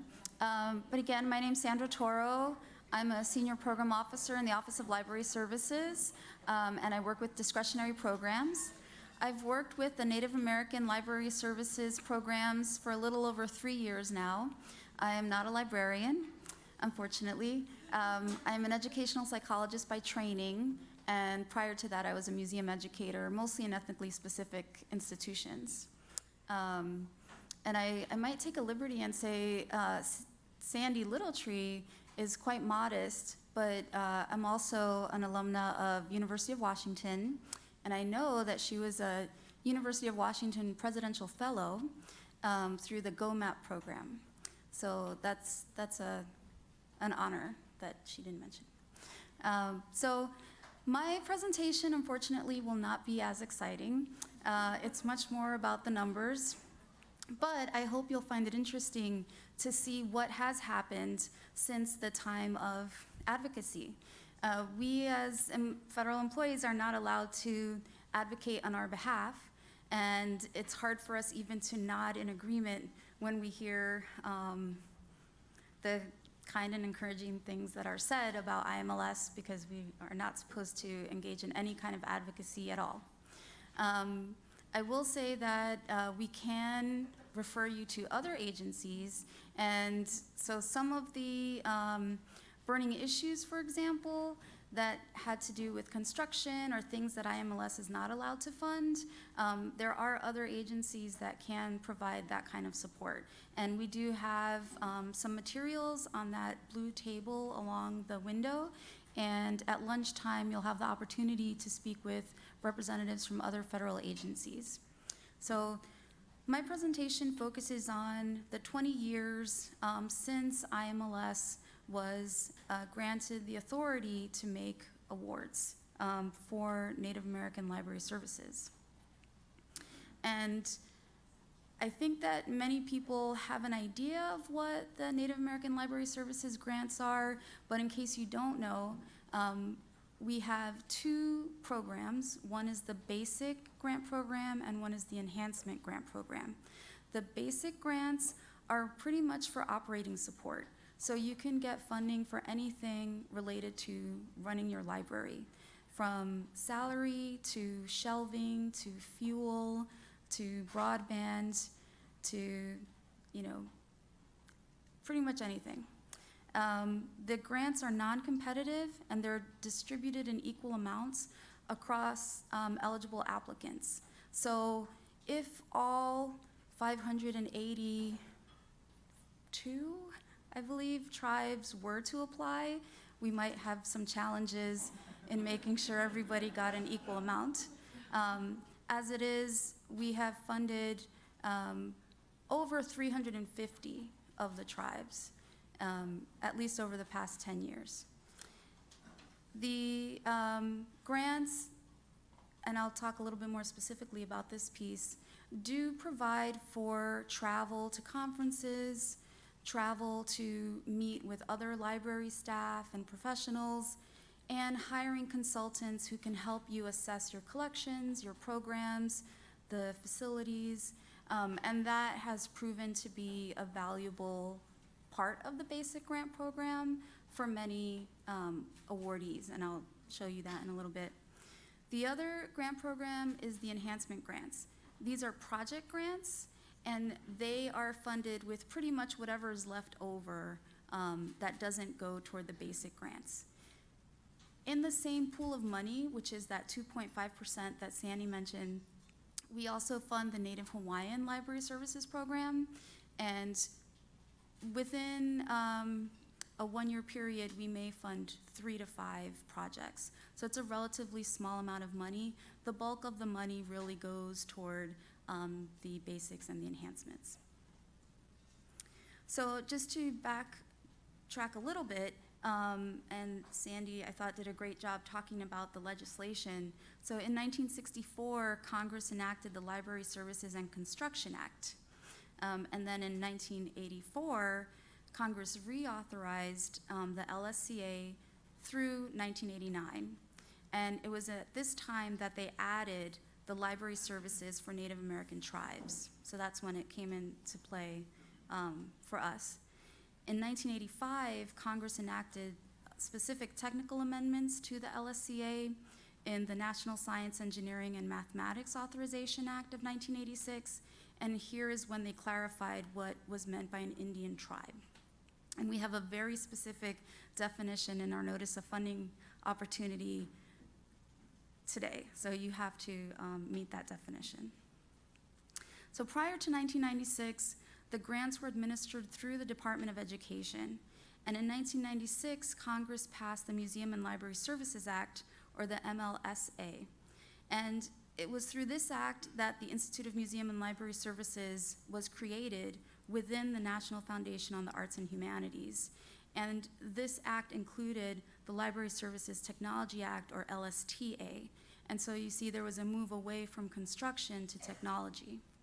And currently we cannot fund construction. The awards to the tribes were transferred from the Department of Education to IMLS for management purposes at this time. In 1998, we made our first grants, and there was a period I like to think of as stability, where through 2004, you could get one of 3 different types of grants. So there were technical assistant grants, which were the precursors to our funding that allows you to travel to conferences and get a consultant. And then there were the LI grants, which were comparable to what are now, we call them NABs, or the basic grants. So each tribe could get $4,000 and then a separate $2,000 for the technical assistance. And then in addition, we had these project grants, which were the enhancement grants. In 2003, Congress enacts the Museum and Library Services Act. We're reauthorized through 2009, and IMLS is now authorized to support museums through the Office of Museum Services. So prior to this time, only library services were authorized, and now you see a program for museums developing. So in 2005, the first awards were made through the Office of Museum Services, and at the same time, the Office of Library Services decides to revise the process and the coding system.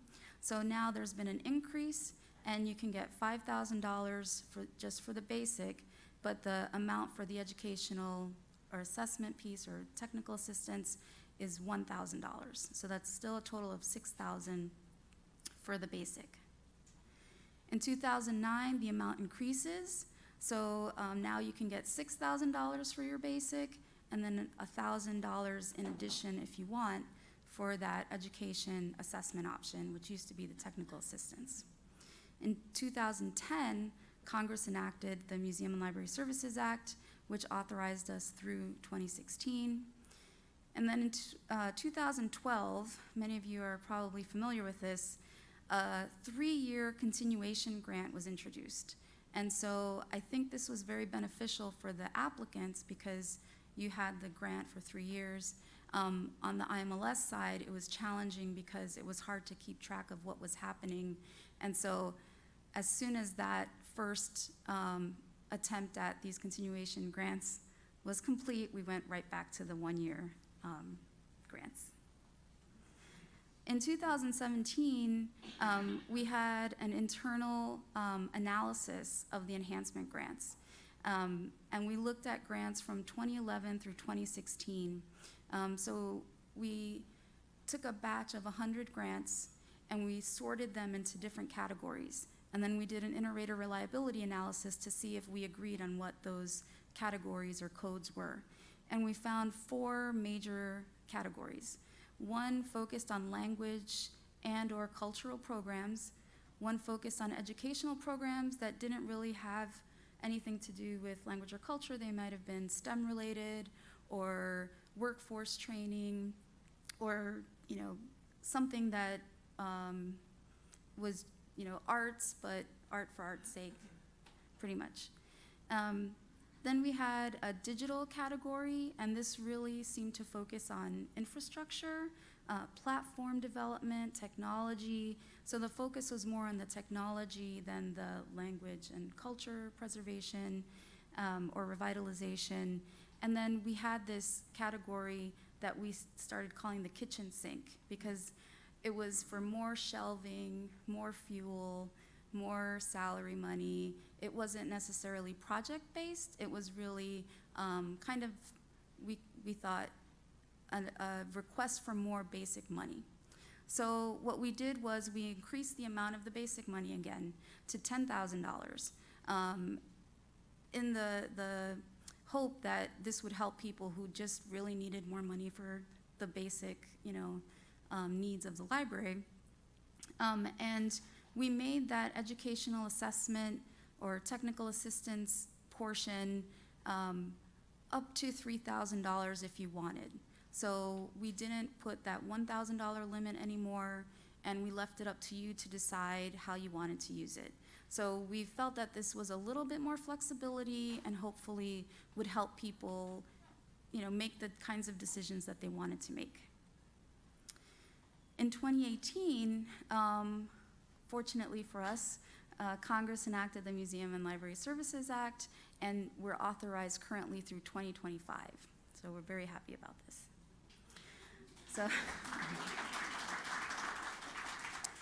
So just before I show you some figures, just to kind of revisit those numbers. So from 1998 to 2004, you could get a basic grant for $5,000 with that optional $1,000.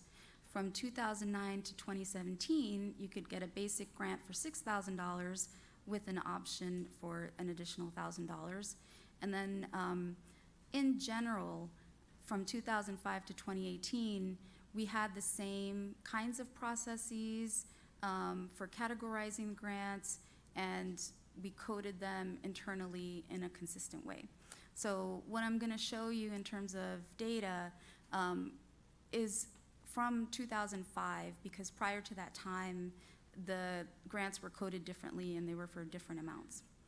In the fall of 2019, we'll be using a new coding system, and so many of you will become quite familiar with our new grants management system. We like it so far. So it comes from NEH.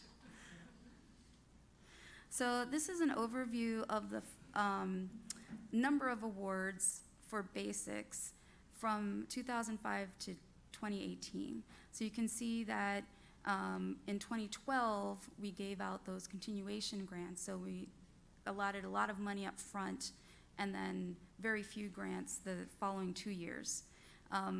There is a general trend of decline. So that's one of the reasons for me personally to have this convening, is to find out what can we do to reach out to more tribes to get them to apply for this money that's not competitive. So we have gone from 221 the first year to 179 last year.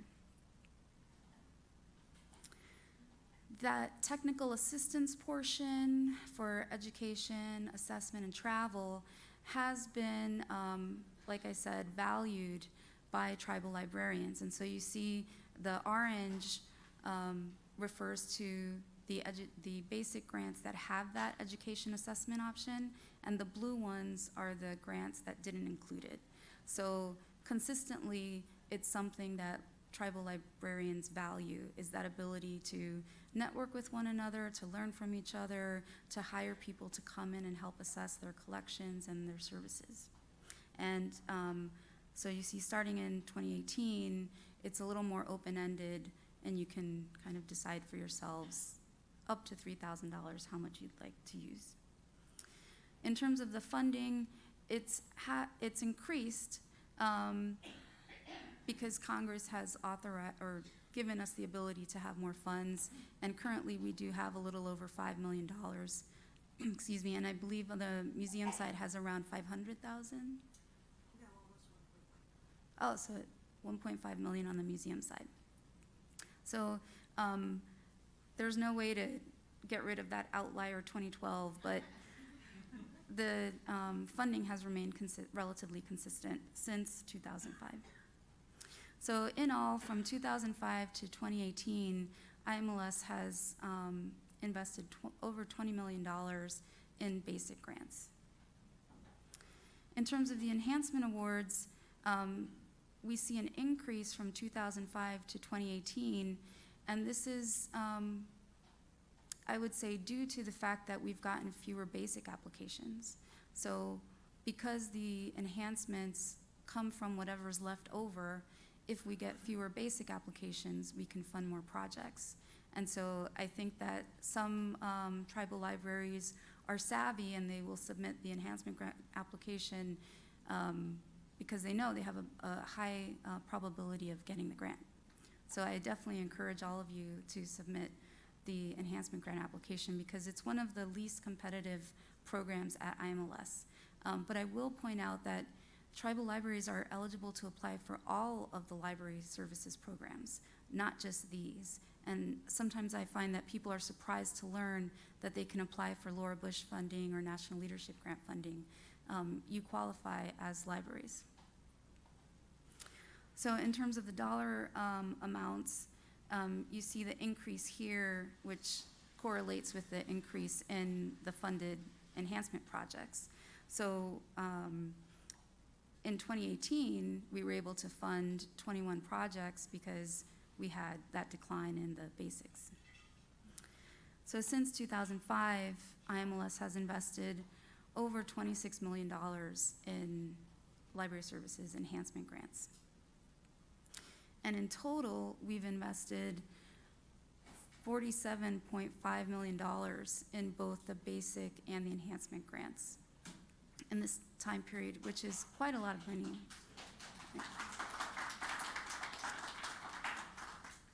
So this is my last slide. This is kind of where we end up today. And it's just a little distribution of all of the people who are in this room.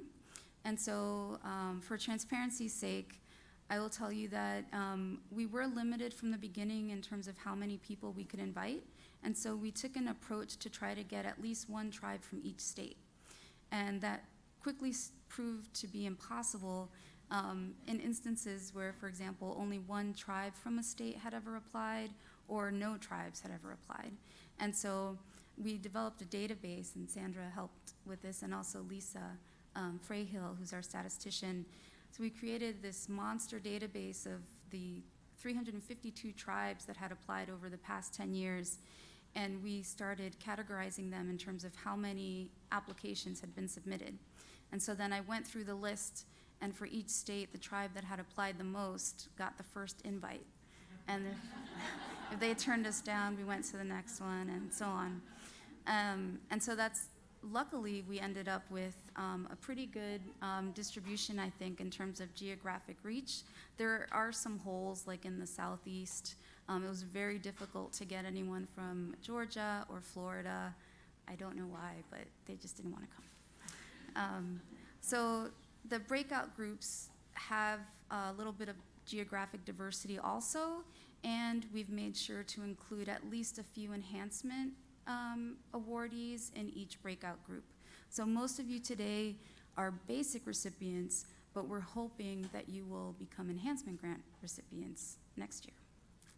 So I'm happy to take any questions if anybody has any. So in your database, did you break down what the percentage of each of your categories are? I know it's new coding, but... Oh, that's a great question. So the categories were first introduced in FY18, and we had a split almost equally between educational programming and preserving and revitalizing language and culture. We had one outlier that was digital services. And unfortunately, I can't really talk about the FY19 grants because they're under review. But you will know in July what the breakdown is. Do you remember what, from when you guys did the analysis of past, do you remember how, how the percentages sort of shook out among those different categories from that work? Yes. I would have to look up the specific numbers, but I remember thinking they were pretty evenly distributed, except the kitchen sink one was the biggest. And we kept trying to find ways to kind of parse what people were asking for, because we were looking at what the applicants had submitted and trying to kind of deconstruct them. And there was no rhyme or reason other than operating support.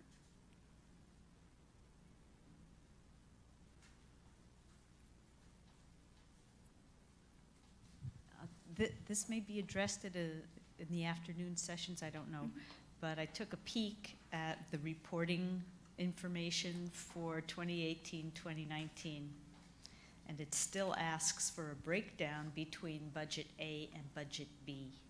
Yes. And in the application, there is no breakdown between A and B. What do we do with that? Yes, I'm glad you brought that up.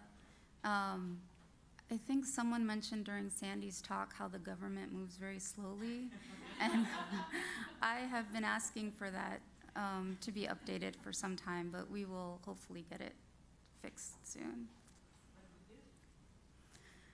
And my suggestion in the meantime would be to just fill it out as best you can and submit it, and you're done, because that's what we provided you with.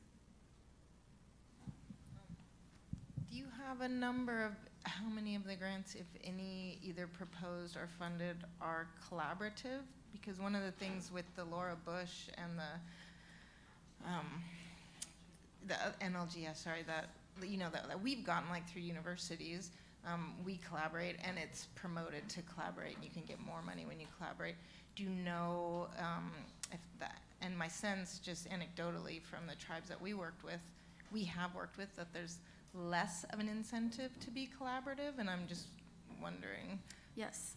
So currently with the enhancement grants, there is no incentive.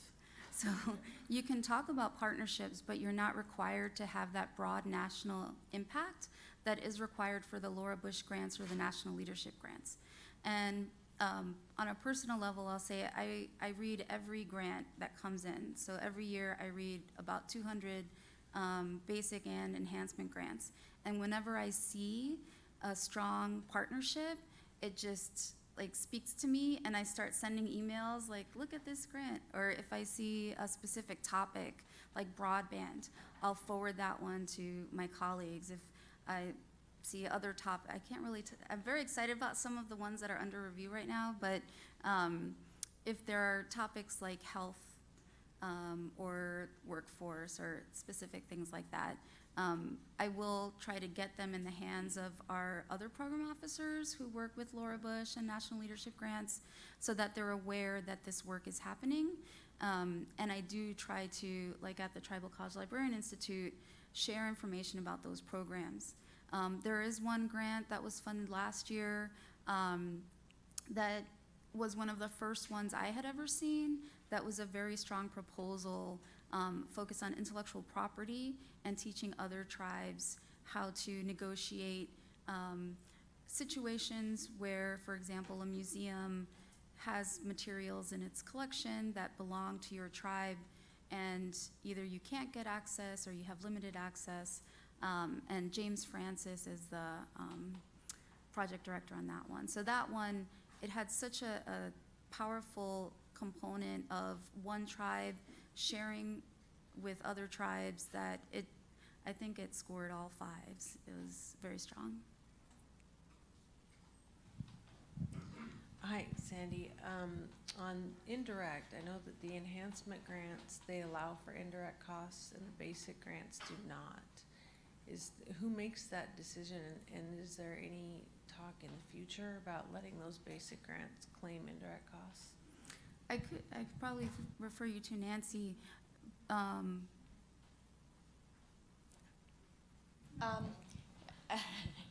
So I think we're carrying forward on the basic grants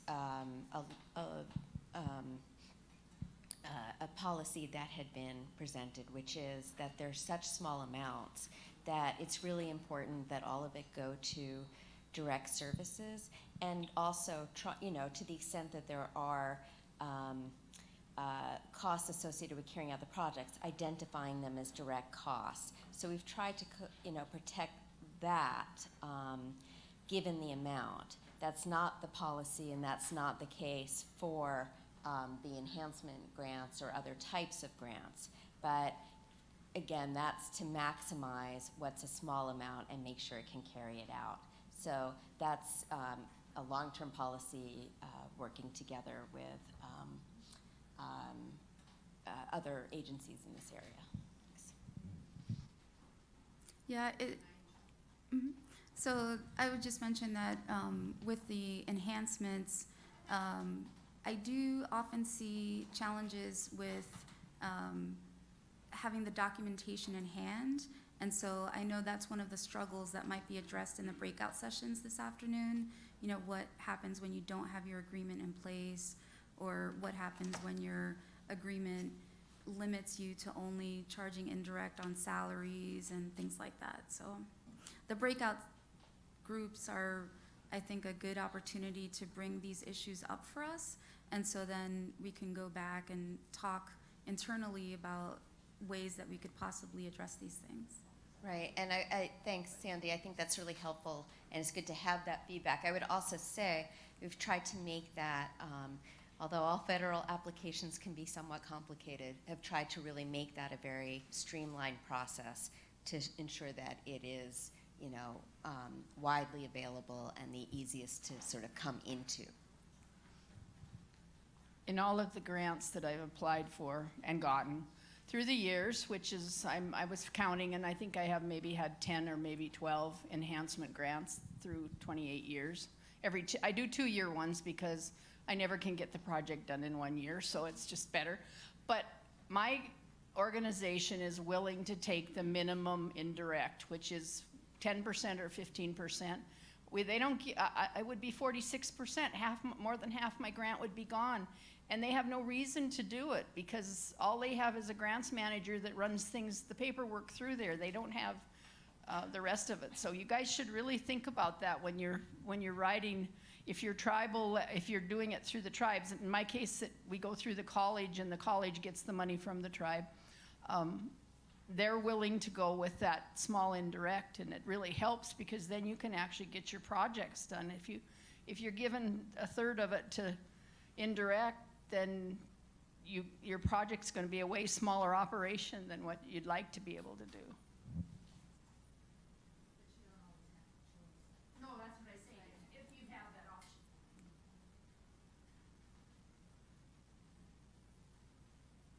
Other questions?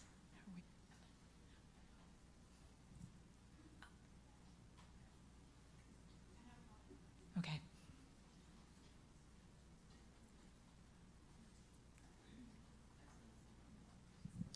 In the review process, when I was invited to be a reviewer for the enhancement grants, and it's very confidential, but if you ever get the chance to be a reviewer, I strongly advise that you do it, because that gives you more insight about the process, the projects that are out there, what other tribes are doing in their communities with their people, and it opens your eyes and gives you more ideas on what you can do in your communities.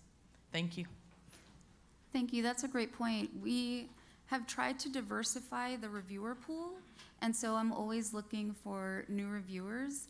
And having been a grant applicant myself, when I was on the other side and I saw what the process was like and how you could differentiate between the good proposals that rise to the top and the ones that are struggling, I found it really helps you as a grant writer, and you're not reliant on someone else, that you kind of tell what your idea is and they try to capture it. So I definitely encourage everyone to try to be a reviewer at least once. Hi, I work with the state of Arizona, and my concern is more of a policy perspective. If we see tribes applying less for these funds, is it gonna be like a use it or lose it? You know, in working with the tribes, how can I mean, if that's a reality, then I need to get on the road and work with those tribes to do the basic grants. Does IMLS look at that as an outside agency that does some assessment to say, well, you know, these aren't being applied for, so maybe we can put that money somewhere else? We get a certain amount of money from Congress, and so that's the amount we have, and we will use all of it. I didn't talk about when funds aren't used, but it's definitely an area of concern for us when an applicant will apply and then at the end of the 2 years say, I'm just not gonna use this $5,000. We couldn't take that trip, or we just didn't have time, because that money doesn't come back to us. It goes to the Department of the Treasury, and we can't give it to anyone else. So I would say that's both our concerns. The decline in applications is a concern, and not using all your funds is a concern. I think it's a good time for us to turn to the burning issues discussion. Yes. Thank you so much, Sandy. Yes. Thank you.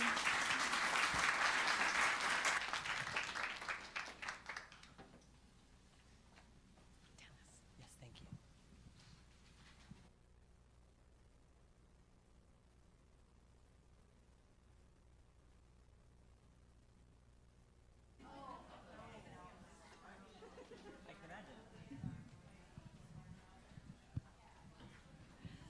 Hello, everyone.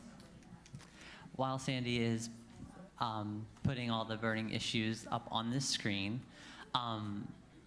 Lorene and I really want to treat this as a listening session in the truest sense of the term. So really, we're going to get out of the way as much as possible. As Lorene mentioned earlier, we'll focus on the burning issues that everybody voted on the most, and then kind of go from there in order of importance. And then for burning issues that maybe IMLS or IMLS funding can't directly solve, perhaps we can use this forum as a way to learn from people who have maybe solved those burning issues through other means, and maybe it kind of being kind of a think tank and a way to share with each other. And what we also have is 3 very helpful note takers: Chelsea Cole up back there, Sarah Booney back there, and I believe Lisa Freehill as well, who, so if we're not taking notes, just know that everything is being captured for future reference. So I believe we are experiencing some technical difficulties at the moment. Meanwhile, you can guess what you think the top burning issue was. So vote for your top burning issue soon. The winner will get a pastry if they're still available in the back. You can get 2 pastries. Vote twice, just like in Texas. Vote early and often.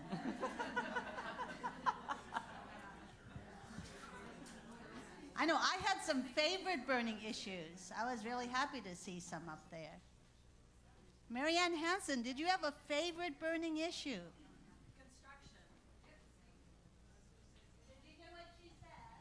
I saw construction noted a lot, and so I gave my black dots to 2 different construction notes. How many would think that would be a favorite burning issue of yours? Yeah, get a pastry. They're in the back. Burning issues. Another favorite burning issue. Guess what they are before you see the results. Oh, here we go. Oh, rats. I was having fun. Oh, not there yet. A favorite, we heard construction. And anybody else? Vote heavily. You hear what that said? What was that question? What was that burning issue? Staffing is a lack of staffing. Staffing and lack of staffing. How many had that in their mind or agreed or voted with that? What would you explain? How would you explain that burning issue?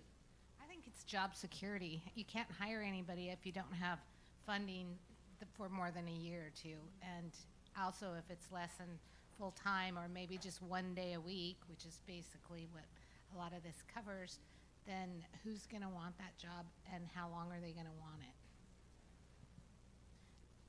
Did you want to add more to that? Okay. Well, that sounds great. Anyone else want to add more to staffing? From my perspective, it's helping students, people prepare for the work that you do.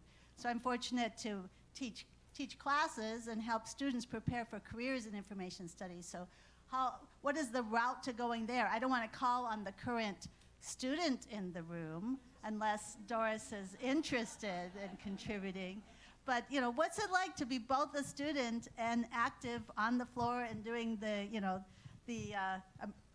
top work in the library? Well, it's definitely, I guess you could say, like, my experience as a library technician. I've been one for a year. Wear a lot of hats. Unfortunately, one of the things is staffing. Currently, it's just me and my boss, Carrie Cornelius. Some of you may know her. So wear a lot of hats, and then I'm also going to grad school. So, I mean, it's very, I wouldn't want to say tough, but I would say it's very interesting, I guess, to be in this position. It's very, like, I know it's not a lot of grad students have this experience to be able to be a librarian, but without the title. So that's, I feel like, an advantage, but I see a lot of, I guess, the grad school concerns of, after, like, where you're going to go and actually utilize the degree. So I think that's where more so like trying to figure out, because I know I'm a library technician now, but I want to move past that and go beyond and above. So I guess that's my burning question, is like mentorships and type of like emerging leaders. Like, I want to be a part of that type of programs. Great. I believe we have the burning issues up and ready to review. Thank you, everyone who contributed during the transition time. Okay, so they're broken out by those top categories, but I'm just scanning. Let me just hide these columns really quick. I'm scanning. Okay, great. Some of the top votes, course construction, which we talked about a little bit, which we can continue to expand on for sure. And yes, I'd like to use IMLS funding for construction and or expansion to existing spaces. And then training locals to build capacity of our own people to run our library and archives. Would there be anybody who'd be willing to kind of expound on that thought, the training locals to build the capacity?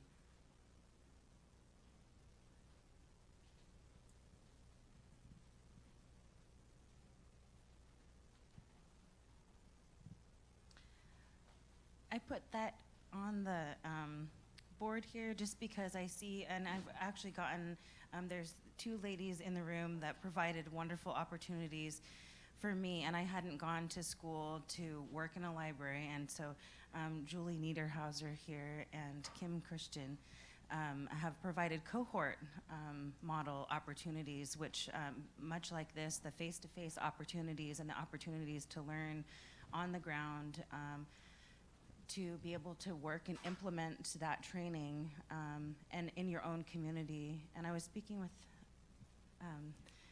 what was your name?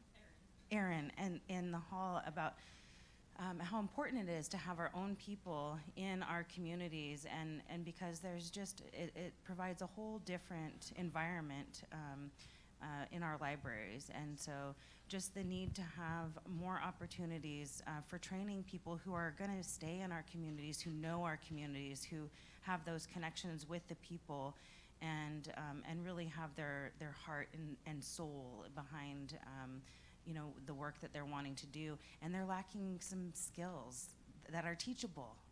And so you can't teach heart and soul, but you can teach these hard skills and develop those networks, those professional networks that are also extremely valuable, I think, with that cohort model, just like meeting here and being able to learn from each other. I really feel like that model of being able to learn from your peers, as well as learn in that professional arena, so you can take that home, is just so invaluable. And I would love to see more of those opportunities.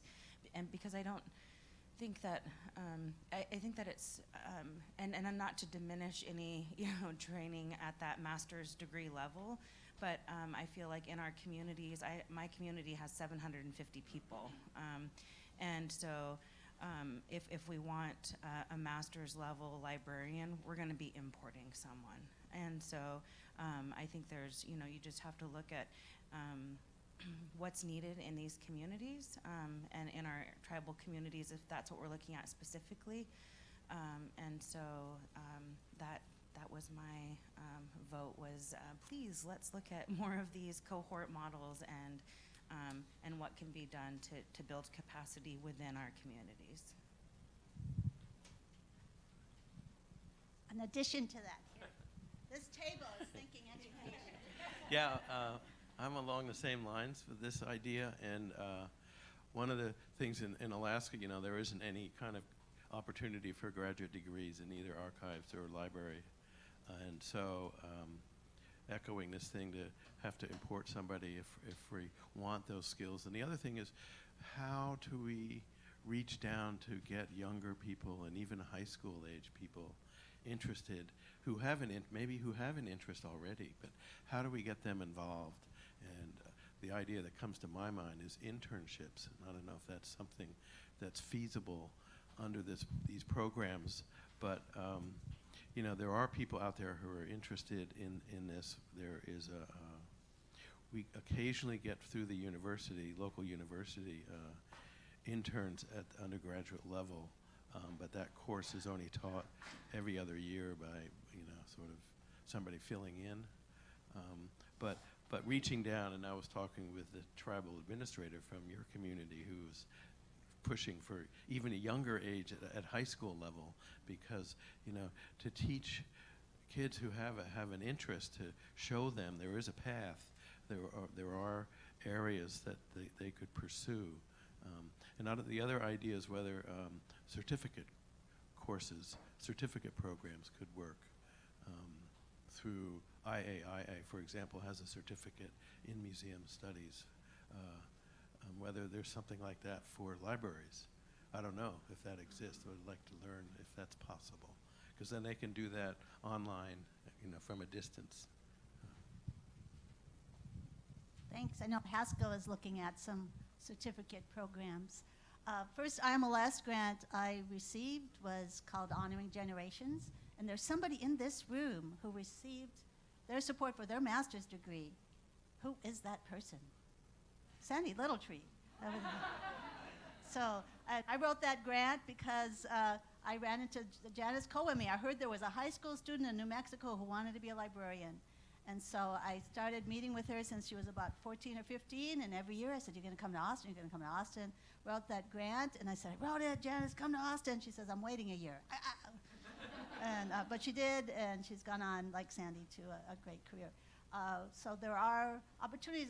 I mentioned in Bozeman this idea that a young man, a young Native student at Leech Lake gave me where I was visiting, and somebody said, my son is interested in becoming a librarian. I said, oh, I'd love to meet him. And he was about 10 years old, and he looked like Thomas Builds a Fire. He was very proper, and I said, so what would you like to do first? He goes, I want to go to National Library Camp. And I go, well, where is it? He goes, I don't know, but there should be a National Library Camp. And yeah, there's been one, I know, grant in Oklahoma that tried to develop a national library camp statewide. But I thought there should be one for Native kids to go. They could go to library camp and start them at 10th grade.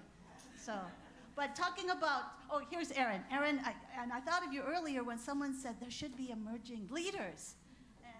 And Erin was an official emerging leader. Perhaps others have been, but I wasn't.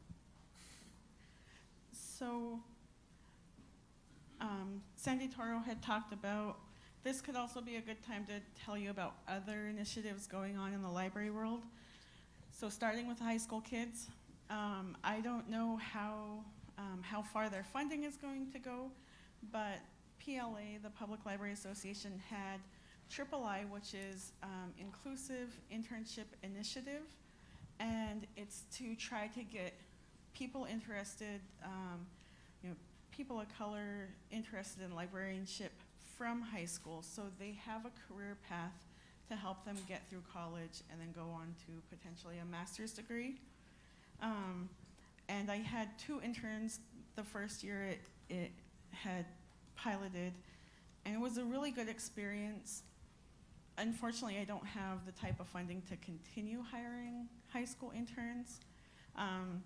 But that's an opportunity. So if you see PLA, it's III, and I always stumble over what it means, but I'm pretty sure it's Inclusive Internship Initiative.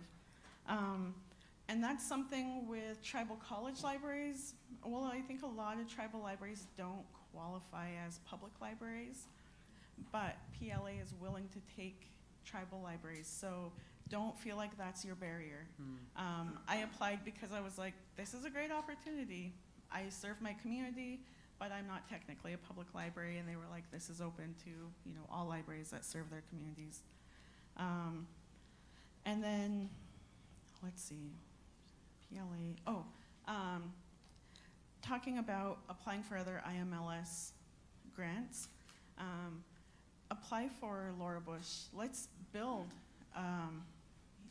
capacity within tribal libraries, so that may be a little more collaboration across the United States, but why can't we collaborate with each other to try to build more Native librarianship? I don't know if it qualifies for kind of a certification level or if it's all to go towards master's degrees, but I agree that not everyone has the ability to get a master's degree.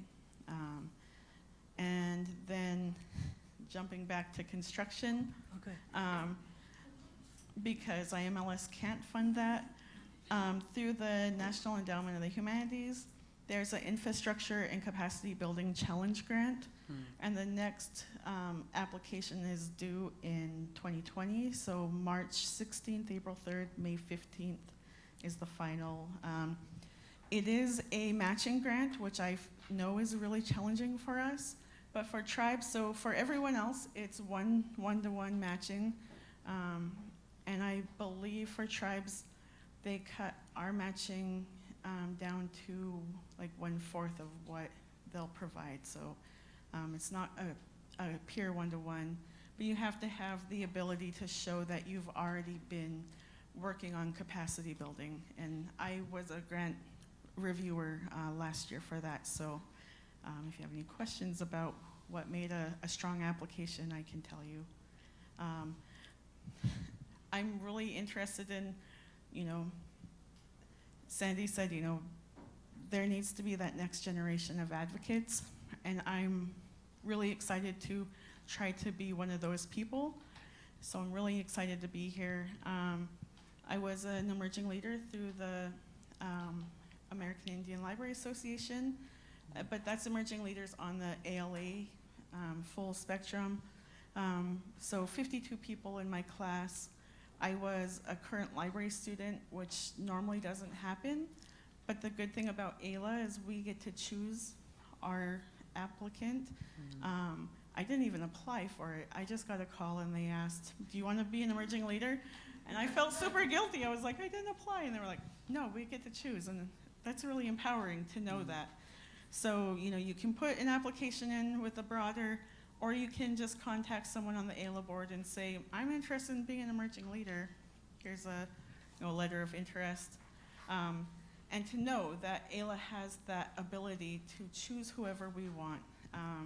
You know, you do have to fit the basic guidelines of what emerging leaders is, and then you get introduced to the larger ALA infrastructure.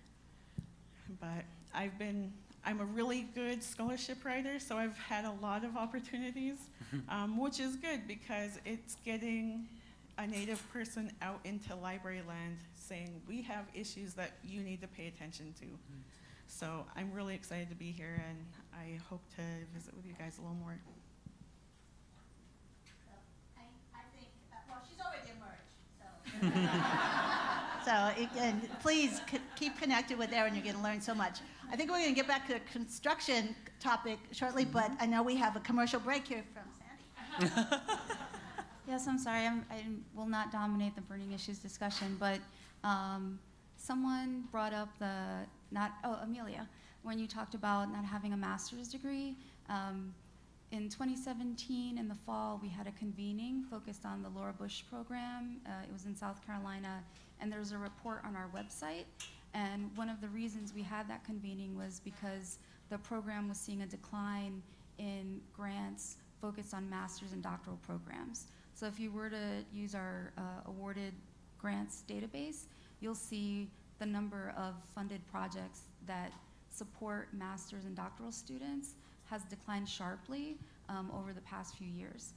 What we've seen is an increase in certificate programs and professional development. So absolutely, like Erin was saying, if you were all to get together and submit proposals focused on professional development and certificate programs, those also would rise to the top of the pile because we have never seen anything like that in either program. And you have 2 Native faculty members in this room who are willing to work with you. So please consider that would be really great. My current IMLS grant is for providing scholarships to military veterans, and at 3 campuses, San Jose's online program, University of Hawaii Manoa, and our program at UT Austin, and I get to meet some of the San Jose students on Saturday at ALA. Okay, we have another question. Please continue. Yeah, I just wanted to follow up on the grants that are available through the National Endowment for the Humanities. Thank you very much for elaborating on the Infrastructure and Capacity Building Challenge Grant program, which with all of the discussion of construction is a really obvious place to go, despite the challenge of the matching funds. There are 2 other grant programs that have training components to them that I just wanted to bring to your attention, and I'd be happy to talk with anybody later at lunchtime about these. One is the Education and Training Grant Program through Preservation and Access, which could develop any of the kinds of cohort programs that you're talking about here, and I would really, really encourage maybe a larger organization that could run that program to come in to the education and training program. And then our preservation assistance grants, which are comparable to the CAP program and then also to the assessment component of the library services and museum service grants, also have an education and training component. And that's specifically for preservation, but there's also some digital elements to that. And an individual can be trained in collections management through workshops or other kinds of programs. Back to the education table. Just another plug for NEH.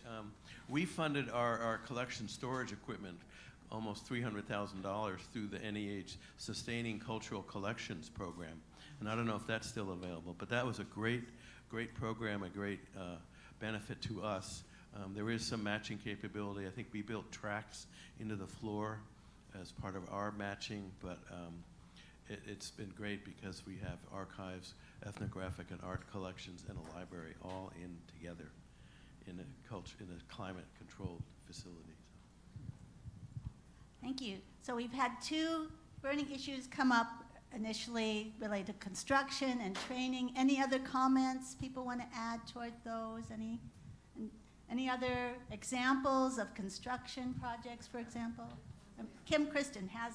No, not construction. We haven't built anything that I know of. Technically, yes. One of the things I was going to say about the cost share and matching and that kind of thing, we as a university, when we partner with tribal institutions or colleges or tribal nations, we front that. So it's something that if you do have universities in your area, or if we're certainly willing on our end to work with tribes from any state, not only Washington State, and we do. And so that, you know, as us, we take it on as part of our commitment to the tribes that we have an MOU with, but we take that MOU commitment nationally. So looking for institutions that can front that cost, if you can't as a tribal library, is another way to, you know, get the bigger grants, but not have to have that cost. Just another plug for NEH. From the Macaw Cultural and Research Center, we were able to tap into that get a sustaining cultural heritage grant to redo the lighting in the exhibit and the archival and library areas. It didn't do the whole building, but it did areas where we had collections stored and exhibited. And so that was a way to get, you know, construction funds to take care of the collections and use less energy and expose them to no more UV. So it was a wonderful opportunity to reconnect with NEH, basically. Yeah.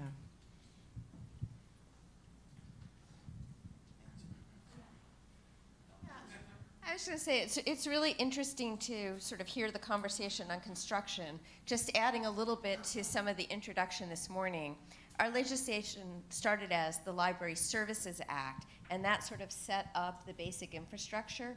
It then went to the Library Services and Construction Act, because there was a real need for a focus on construction, kind of pivoted again to the Library Services and Technology Act, and it's always really helpful to just hear sort of what are the current needs and what might be the next steps. So good to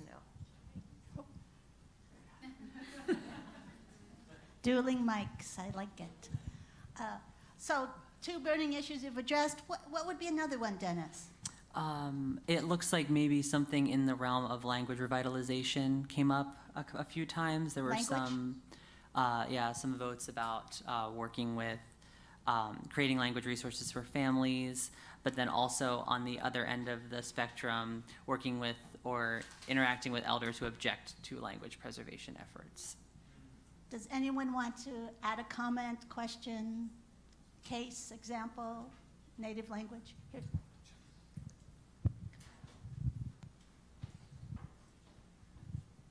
In Mescalero, we have an issue with that. We applied for 2 enhancement grants, and the outcome of it was on the elder side. They didn't want to share the information, and we kind of said, well, this is the way to revitalize our language and teach our children and carry on our identity.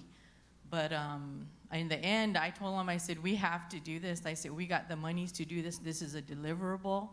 I said, and so we put it on the library website. And they put a password protection. They said, okay, we want to put a password on there. And I've been fighting it. I'm like, okay, you can't do that, because this is a part of revitalization of our language and our people. So it's in council, and again, advocacy. You have to fight with your own people to preserve your language. Even with the language program, I've had issues with them not wanting to share with with our own community members. They go to the language program and, you know, they won't distribute materials. So they come to the library and I give it to them. I'm like, here, you know, you want a copy, I'll burn you a copy. Because we digitized the language. We produced 5 books with all the language. It was defined, it was written out, audio. We have 5 traditional stories that we digitized, and it's there. So to access that, you actually have to come into the library and request it. Other than that, we've got it up on the website, and that was a part of the deliverables, you know, is to put it on the website and have it accessible to the people. But, you know, through politics, our own tribal administration, our own people, our higher ups are not willing to, elders, it's basically the elders, you know, that are on the council, and, you know, and it's kind of hard, but, you know, me as a librarian, I think that that's my job to help my community, my kids learn the language and carry it on, and it's hard. I mean, it's not no easy task, but I'm doing it, so I just wanted to add that. So we have militancy in librarianship. Talking about elders, I was asked once at a conference, it was the ALA, Canadian Library Association Joint Conference in Toronto some years ago, during the SARS epidemic, I remember. And somebody asked me, who is an elder? And I said, well, you have elders, you have junior elders, and you have just plain old people.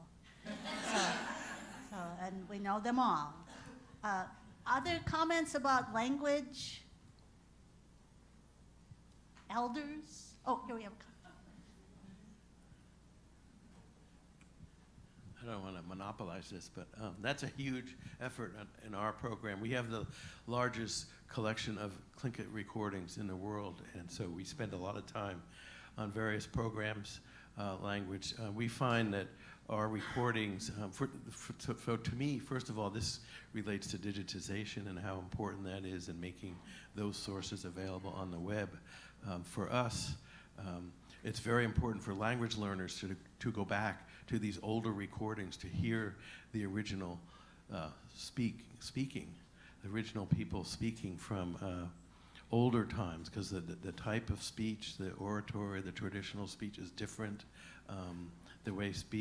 The way learners speak language is different. So it's of great value for our transcribers to go back and hear these sounds and to transcribe them using the correct orthography.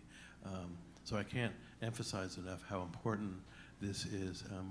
In our region, there have been those issues of elders being opposed sometimes to this. We've kind of gone beyond that now, but certainly that's a kind of a residue of the missions and the experience with Christianity and eradicating native languages. So that's a difficult challenge that has to be, each tribe has to find a way forward through that. It's a really difficult situation. But yeah, I think this is hugely important to us, and publications is another part of it. Printed publication, printed books with accompanied CDs.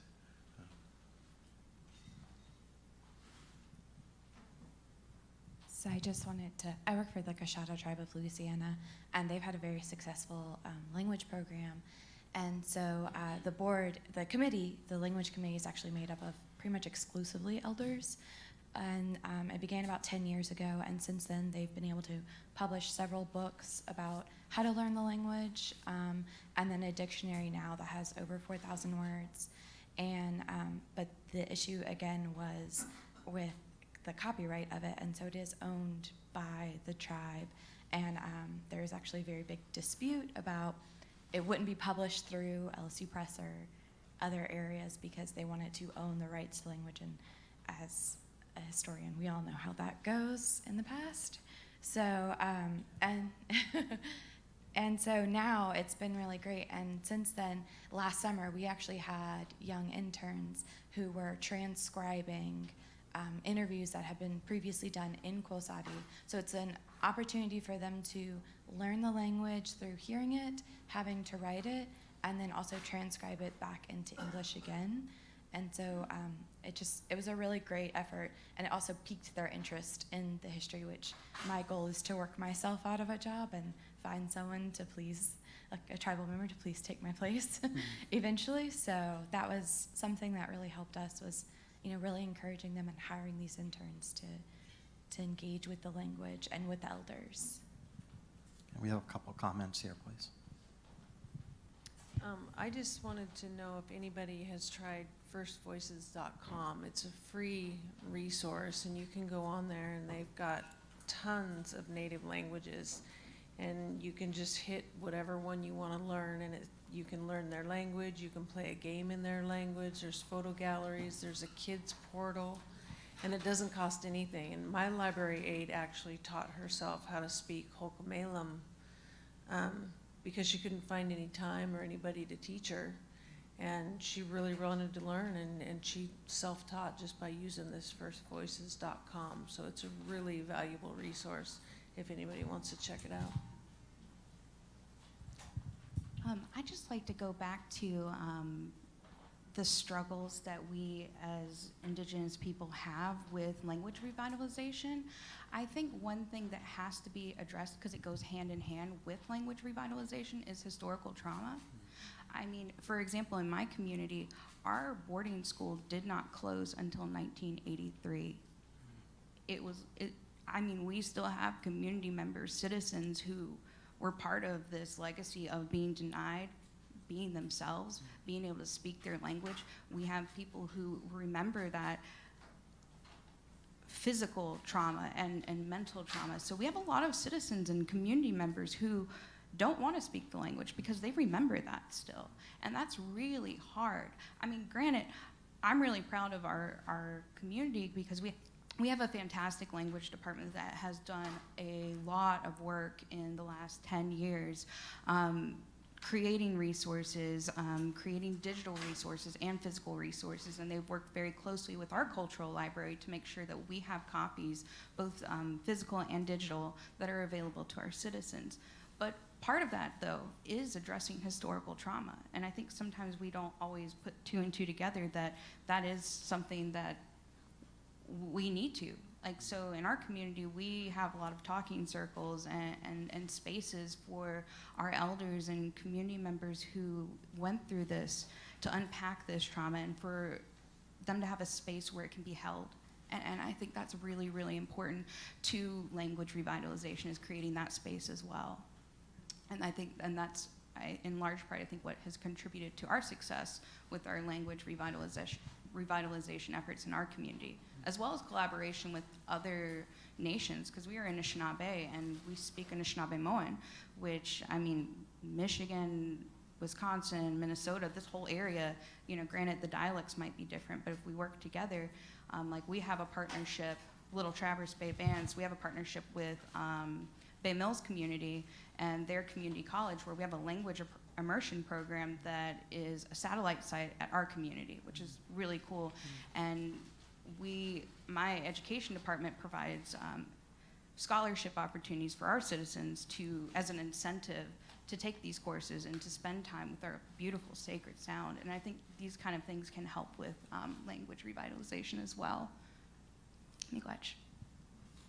One of the sources I know that has some good background and assistance on healing for boarding school survivors or descendants is the Native American Boarding School Healing Coalition. So if you go to their website, you will find a link to healing material, and so, as a resource. There's a question behind you. Oh. Hi, I would like to apologize in advance for what I'm going to say. It's not pretty. The tribe that I work for has been doing oral histories for the last 10 years. They have cataloged them with an internal archival catalog. It's not available to the public. The recordings are not available to the public. The recordings do not live in the library. They live in a closet in the culture department. The artifacts for the tribe that I work for are in boxes, also cataloged with an archival catalog system, not available to the public. The artifacts are not available to the public. So if you are doing scholarly research and you are thinking that all of this is available to you, there are voids that you do not know about. So just remember, if you can find a university that you can partner with to help catalog these things and get them out where people can see them, that would be a really good idea. I have been told none of those things will ever come to the library, and none of those will ever be accessible to the public. So, there you go. Sure, I just wanted to bring to your attention a couple of other grant programs at NEH. This is great to hear all of your ideas about burning issues, some of which there are funding programs for, but hearing all of these comments from you makes us realize how great are the needs. And I'm sure that I speak on behalf of my other federal agency colleagues here in how important it is that you voice what your needs are so that we can take that information home to our institutions. In Alaska, you brought up the recordings, which are so important. Through a number of our other grant programs, Humanities Collections and Reference Resources, for instance, we have across the agency a priority on preservation of audiovisual materials of any sort. And through the Humanities Collections and Reference Resources grant program, any institution, museum, library, archive, tribe, or tribal cultural institution can apply to digitize and make available language recordings, audio recordings, oral histories, whatever it is that you have. So that in particular is one grant program, and the other is the Humanities Initiatives at Tribal Colleges, which funds a variety of programs at tribal colleges, one of which might be language revitalization. We also have a number of other language grant programs. I don't want to dominate the discussion here, but Documenting Endangered Languages, which is a partnership that NEH has with the National Science Foundation, funds the creation of dictionaries and grammars. So if you're working with those materials and you wanted to work together with a linguist to document those languages, then that's another source of funding.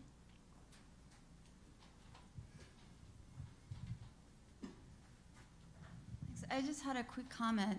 So I can give my perspective on the preserving and revitalizing language and culture kind of category. Since I started working on the program, I've heard both perspectives, that this is really important work that needs to be done, and I've heard the other perspective that this is not what libraries should be doing. And so, again, I would encourage you to be a reviewer, because reviewers are the ones who decide what gets funded. We don't as program officers. So we can sit in the room and ask for clarification, but we don't make the decisions. And again, last year when we had the categories for the first time, half of them were for preserving and revitalizing language and culture. So that means that it's important to the field, because they're submitting those applications, and it came through to, from the reviewers that they should be funded. So I would definitely encourage you to see what gets funded this year, and then that to me is kind of the voice of the field, because we don't tell you what to submit. You submit what you want to submit. And if half of the grants funded are all about language and culture, I think that's really important.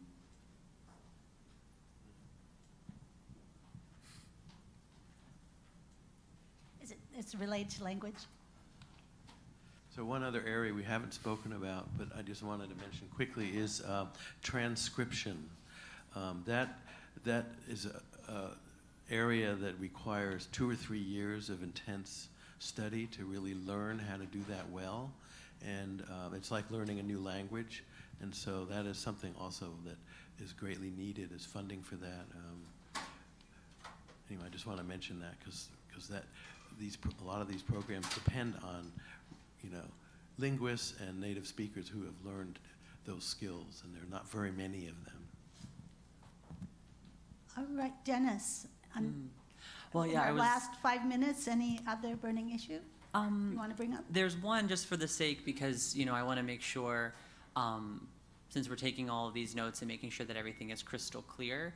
I think I understand this burning issue about ways to address inadvertent legal restrictions, which exclude tribal libraries from participation in programs. But because it's lengthy, I just want to make sure, is there's anybody that could offer maybe more clarification or more specific instances that we could kind of jot down?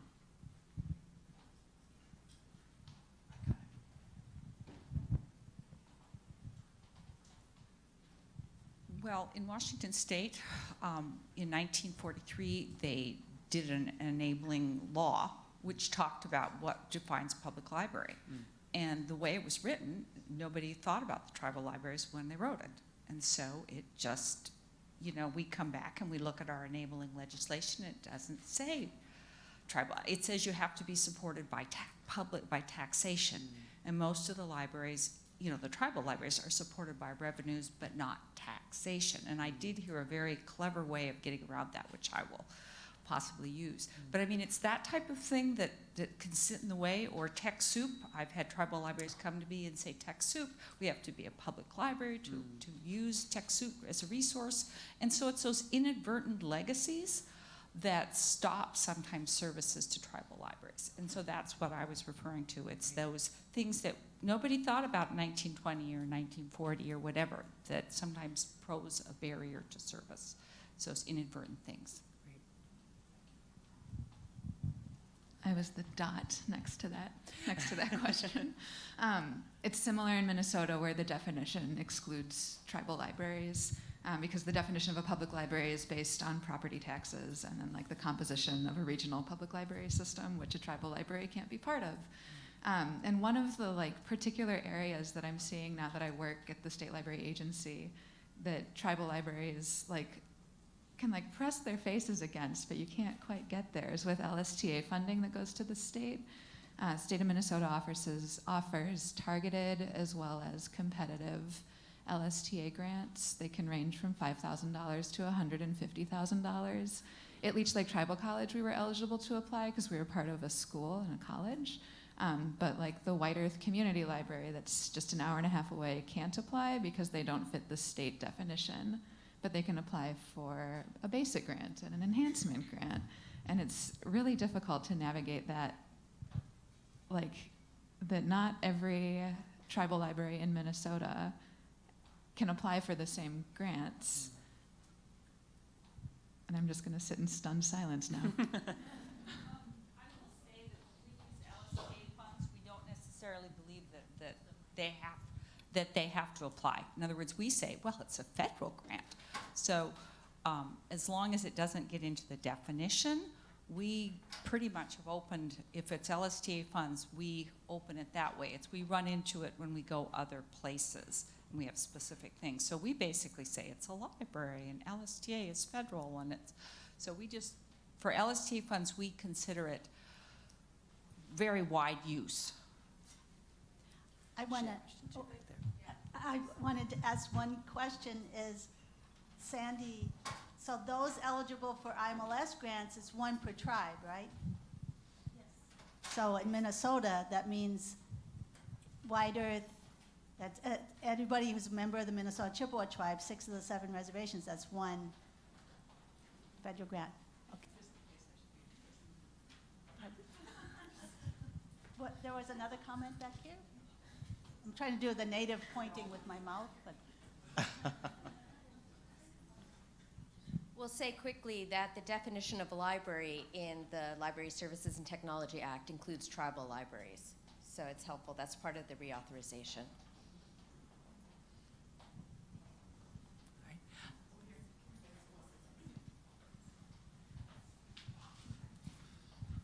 I think that collaboration with the state libraries is very important, that their relationship assists the tribal libraries in becoming what are the stages: potential, developing, and full-fledged. Because our library went through this process. I actually bore our tribal library because when I got there, it was just a room full of books, and that was 18 years ago. And working closely with the state library, they offered so much support. As we went through these stages, the funding increased, the resources were available, training was available, advocacy, they taught us about legislation, they taught us about different avenues for grants. They supported us in technology. Like right now, there's a big push for broadband infrastructure. Technology is like really big because I mean, the stuff that when I first started our tribal library, I only had a bachelor's degree, and it was hard because I was the only one there, and I had to weed out, oh my God, I don't know, thousands of books. And during that time, it was kind of crazy because there was a big article or something about a book burning up here back east somewhere. I can't remember where it was, but I said, I want to do that. I said, I want to burn all of these books. And but you know, it was the process. It was, I mean, state library said, these are the requirements you have to become a public library. So I think that coordinating and collaborating with your state libraries is an important component to go with, to becoming a public library and getting all these services. We have time for one more question, the Aaron. So it's more of a comment that we're talking about a lot of government funding, LSTA, state, but what we're forgetting about is what's going on this weekend is ALA offers a lot of funding for libraries, but a lot of times tribal libraries don't fit their definition, but they're a private organization. So we need to quit knocking at their door and just walk in. You know, we need to join PLA and get on those tables to say PLA needs to change the definition of public libraries to include tribal libraries. You know, we need to, you know, get into council on ALA and say, you know, we're here and we need our voices to be heard because they are such a powerful organization in the world of libraries that if we're not there, they're not going to know what our struggles are. So, you know, my push to try to do more advocacy, not just, you know, locally, state, federal, but within the largest organization in the United States, which is ALA.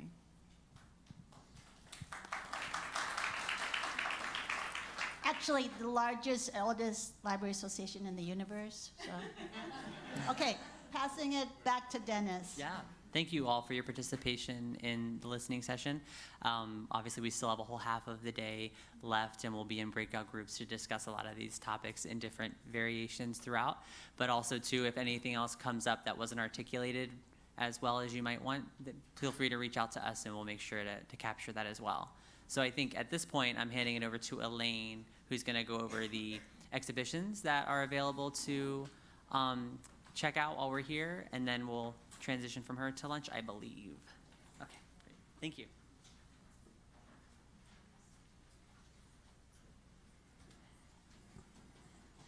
Okay, over the break, I put a flyer out on the tables for you. This is NMAI DC current exhibitions. We have Nations to Nations.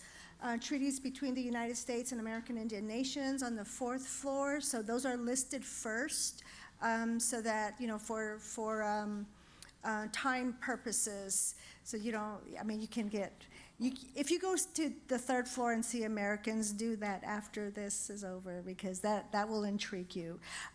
Also here on the 4th floor, but Nation to Nation, you should take a look through. Our most recent part of adding to that, at the end of that exhibition is the milepost marker from Standing Rock that was installed last year.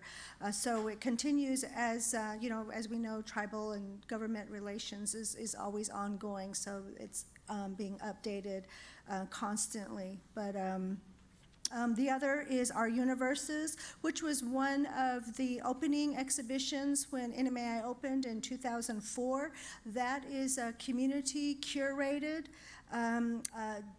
about traditional knowledge from several tribal communities that just explains their perspective and what makes their world go round, and also what makes it rock at the same time. So NMAI is hemispheric, so you're going to be seeing exhibitions that include First Nations peoples, all Alaska Natives, Hawaiian Natives, American Indians of the United States, Mexico, Central, and South America. Right out here behind the registration table is a Trail of Tears. They are panels, which is, speaks to Cherokee removal. It's also a part of the Americans exhibition on the third floor. So that's just part of that.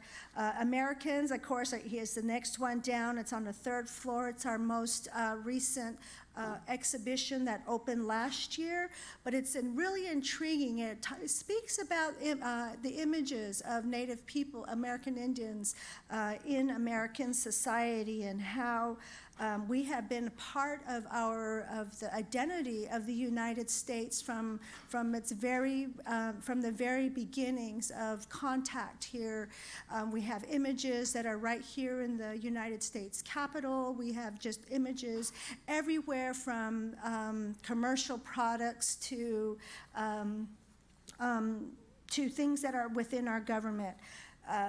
Also, you can see the Great Inca Road, which is also on the third floor. It's an amazing exhibition that really explains with lots of artifacts, objects, and photographs of the entire Inca Road network. That was incredible. It was like 20,000 miles long, and it went through such incredible terrain that they built, and their census system, and all of the contributions that they made to the development of Native societies in South America. And then also we're going down, and then the second floor is where the museum shop is.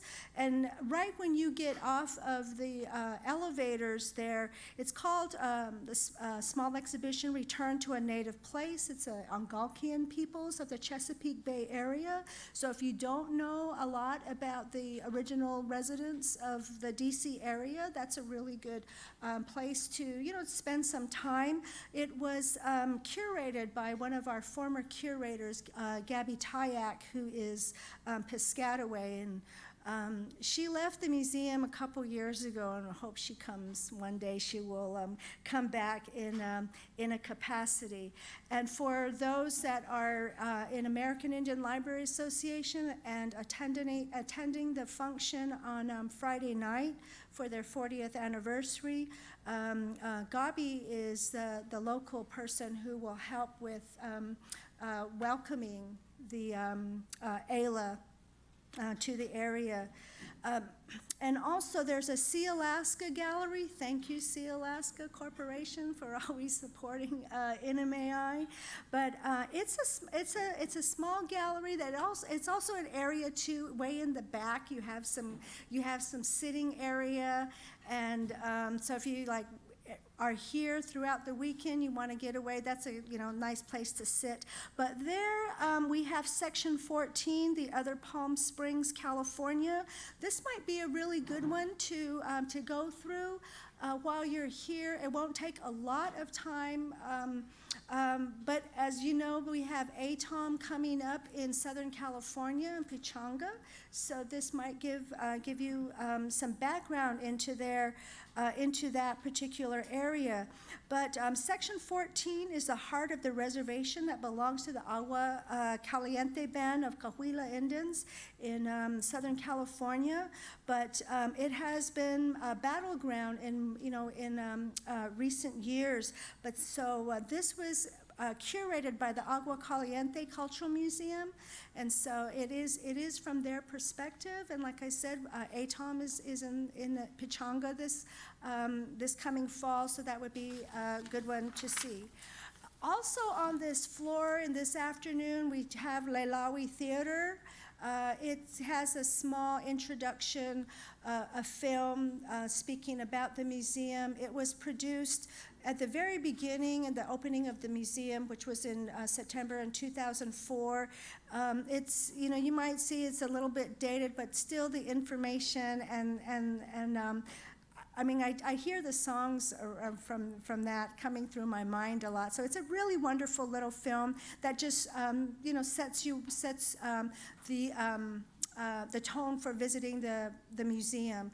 It's a film that we recommend for first-time visitors to the museum to come up to the 4th floor and see the film before they start to go in through the exhibitions, because it gives them also a background that we are indigenous peoples of the whole of the Western Hemisphere, and that is NMAI scope. So I hope, and on this little handout I included the dates. This information I pulled from our website. I didn't write it myself, so I'm not going to take credit for it. But also through if you go to nmai.si.edu, you see the exhibitions. There's also included a number of lesson plans for teachers and recommended reading lists. NMAI is involved in an education initiative called NK360, and that is to put Native peoples into the curriculum. So it's an ongoing project for NMAI, but they've also, through that website, if you also look up under education, under NK360, you'll see a number of some lesson plans that are being developed for teachers and teacher use. Okay, so enjoy the museum. One more thing, we do have, it's solstice this weekend, as we know, so the Smithsonian, there's a number of Smithsonian museums that have solstice programs going on. And Saturday night, if you're not going to ALA and not too tired, some of the museums, including this one, we will be open until midnight. Yeah. Mm-hmm. So thank you to Elaine for that wonderful overview of the exhibitions. I just wanted to get your attention for a moment. So we have only until 1 o'clock. So if there's any way you could stay on this floor or just make sure you're back here by 1 o'clock. Also, the 3 groups of the tribal librarians and the tribal representatives will be in this room. And so we'll say, in each corner we'll have a group, so one group here, one group there, one group here. So we'll say A, B, C, so you can find your group. Your facilitators will be here. The state librarians should look for Dennis and Marianne. And you will probably be outside. There are some comfortable sofas, and you can have some privacy there. And then the federal people will look for Madison, who's in the back, and she may take you to the other sofa section that's on the other side of this room. We also had some late arrivals, our colleagues from USDA who would like to introduce themselves. Yeah, actually, so I wanted to have a few new people introduce themselves. So as you know, part of your time at lunch can be used mingling and talking with folks from some of the federal partners, and some of them have already introduced themselves today. But we have some colleagues from USDA who I understand are actually coming from a big retreat that they're doing. So I'm very grateful for them to have been able to come. They'll introduce themselves, and then we have a new IMLS person here too. So thank you, and thanks for having us. My name's Ted Bulow. I'm a Native American coordinator for USDA Rural Development. I actually live and work in Denver, Colorado, but I was back for those meetings in DC this week, so it turned out quite well. Just want to put a plug in for Alton and his programs. They can introduce themselves, but we have a community facilities program that provides both loans and grants to help finance museums, libraries, essential community facilities. We've done a good amount of work in Indian country historically, but we want to do more. So please, if that's of interest to you, learn a little bit more about our CF program. So thanks again. Hi, good afternoon. My name is Hiwat Gabramariam. I'm also with USDA Rural Development Innovation Center. I work mainly on managing a program that supports the implementation of a regional economic development plan, and also developing resources that demonstrate how we can use our programs for economic development. Yeah. Hi, everybody. I'm Alton Kimura. As Ted mentioned, I'm from Community Facilities. So we have loans and grants for all kinds of community facilities, like libraries. So without going too much into it, if you have any interest in a loan or a grant, please come and see me. Be glad to talk to you. Good afternoon, everyone. My name is James Neal. I'm a senior program officer with the Institute of Museum and Library Services, IMLS. I'm a public librarian by training as well. I focus a great deal on digital inclusion, issues of broadband access, as well as digital literacy. Very happy to talk to anyone who's interested in technology and tribal libraries. Have a great afternoon. So, go ahead. Sorry, I just wanted to mention Lisa Frayhill will also be, if you wave, in the federal area, and she has great information about the public library survey that she can share. USDA helped build my brand new library, which is not brand new anymore. It was built in finished in 2012, but we have a big sign on the outside. This was funded by partially by USDA funding. So it's possible if you've got somebody willing to write the grant. So we do have a small federal library or federal partners table over here with some information and that sort of thing. But also, since it's such a small room and now you've kind of seen everybody and introduced everybody, feel free to maybe start here and take conversations around the room or however you want to do it. I just wanted to put in a quick plug. And unfortunately, I have to step out. I have to go run a grant panel. But I did want people to know that National Endowment for the Arts supports, we basically offer project grants for a really wide variety of artistic programs, cultural heritage programs, programs that kind of deal with the intersection of archives and living practice. So, this could range anywhere from having a visiting author come to your library to do a reading, on one end of the spectrum to language nest kinds of things where people are doing storytelling in a library in indigenous language in order to kind of, carry on that kind of learning in a non-classroom setting. So it's a really wide span. If you go to our website, you will find that that we do not have any call-out programs, right? So you will see that there's an encouragement for tribal organizations to apply. But there won't be a special breakout, which I have learned, unfortunately, over the last 3 years, that I think we're the only federal grant-making program that doesn't have call-outs for tribal communities. So just be aware of that. If you have questions, I'm going to put my a stack of cards over on the table here. But now that you've seen my face, feel free to reach out to me with any questions that you might have. Thanks. Sorry to keep you from food. Thank you. So we'll see you back at 1 o'clock.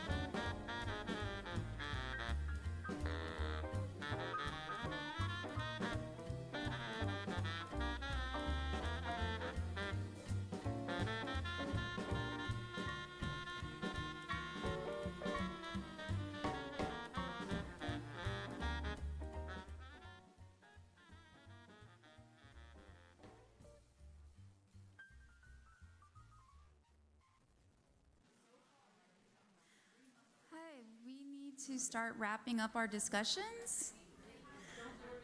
And we're going to move into sharing out. So we're going to have each pair of facilitators come up, and they will have roughly 10 minutes to let the rest of us kind of know what the highlights of the discussions were. I think what's great is that each pair of facilitators was able to work with everyone for 45 minutes, so hopefully they were able to capture some of the patterns and the ideas that transcended the groups.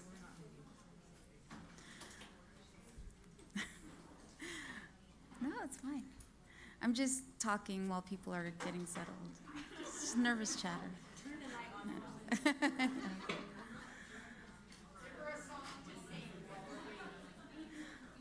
So I was going to start with the number of the session. So I think the first pair of facilitators is Kelsey and Lorene. And they had the session focused on applying for enhancement and other grants.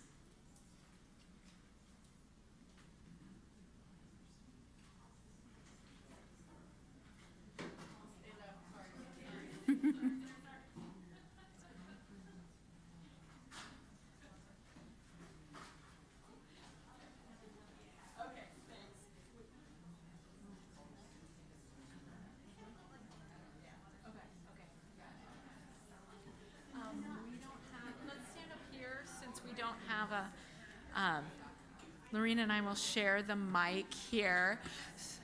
Oh, everybody's coming back.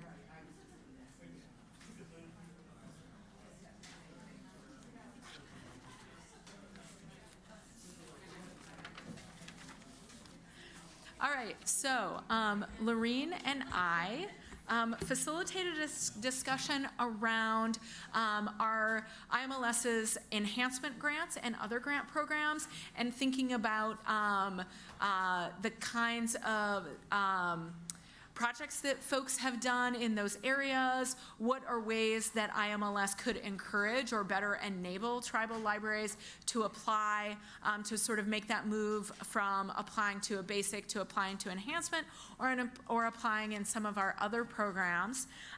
And so some of the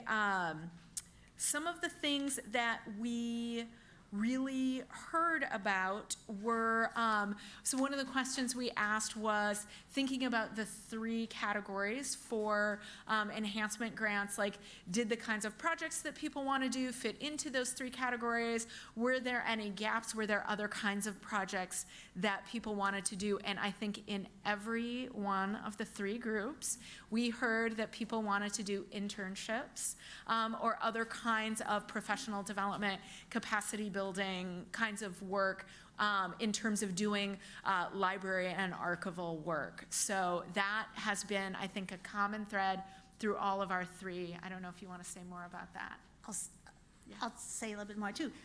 So I would say HOWA. Those of you who know Anishinaabewin, what does that mean, HOWA?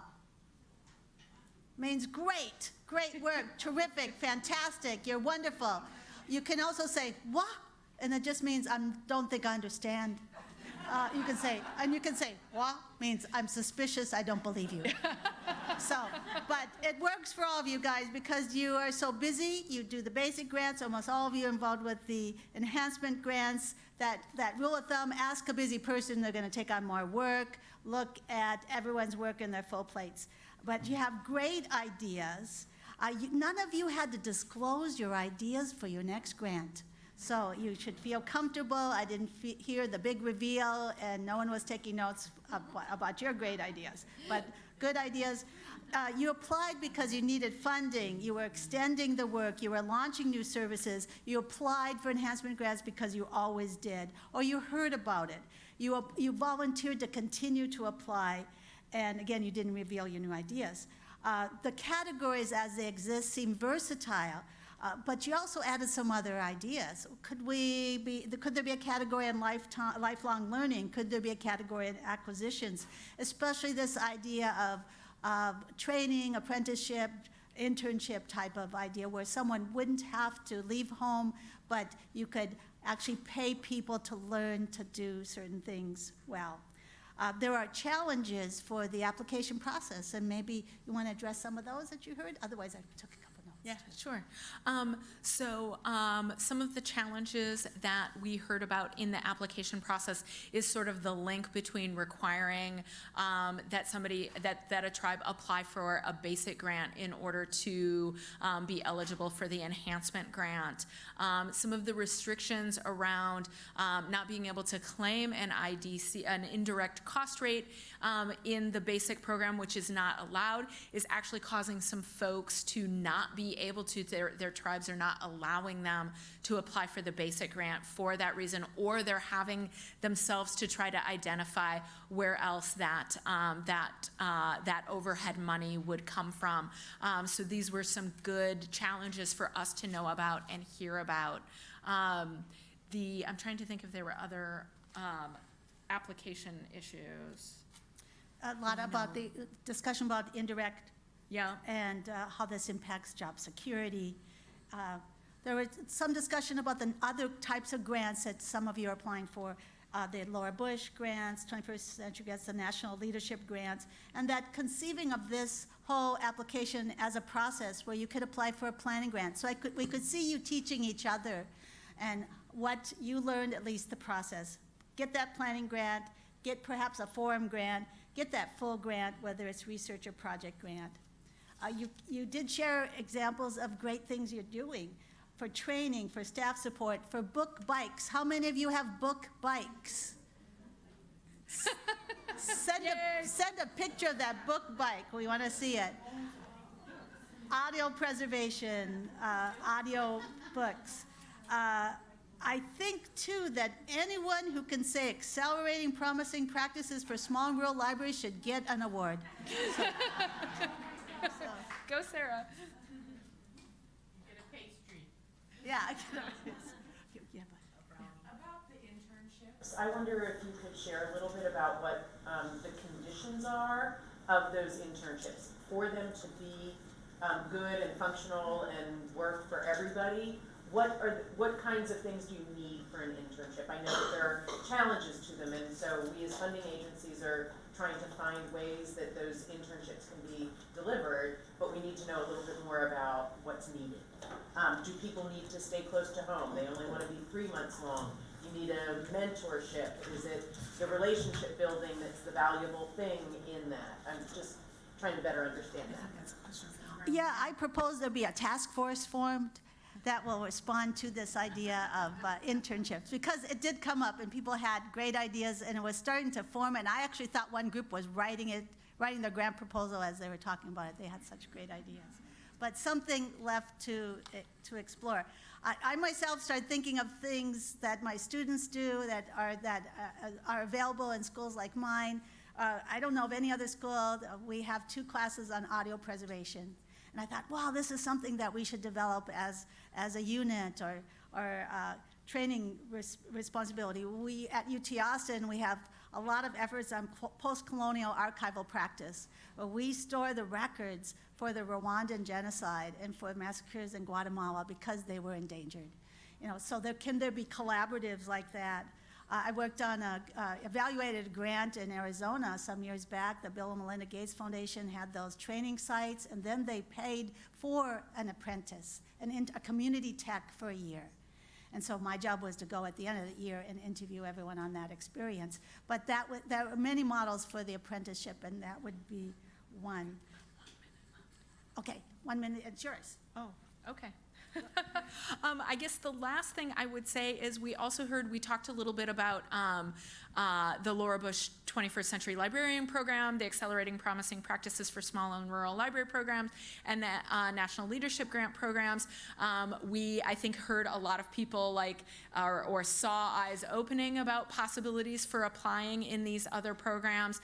We also heard the importance of picking good partners and how that can be a challenge. And so I think think that's something good to think about as well. And just to put in a plug for how fantastic the IMLS program officers are, they can often come up with ideas for potential partners as well. So that's, if you're thinking about a project that you want to sort of move out and build partnerships on, talk to your program officer. There may be some good ideas there that they can point you to. So, and we just want to thank all the groups that we met with. It was fantastic.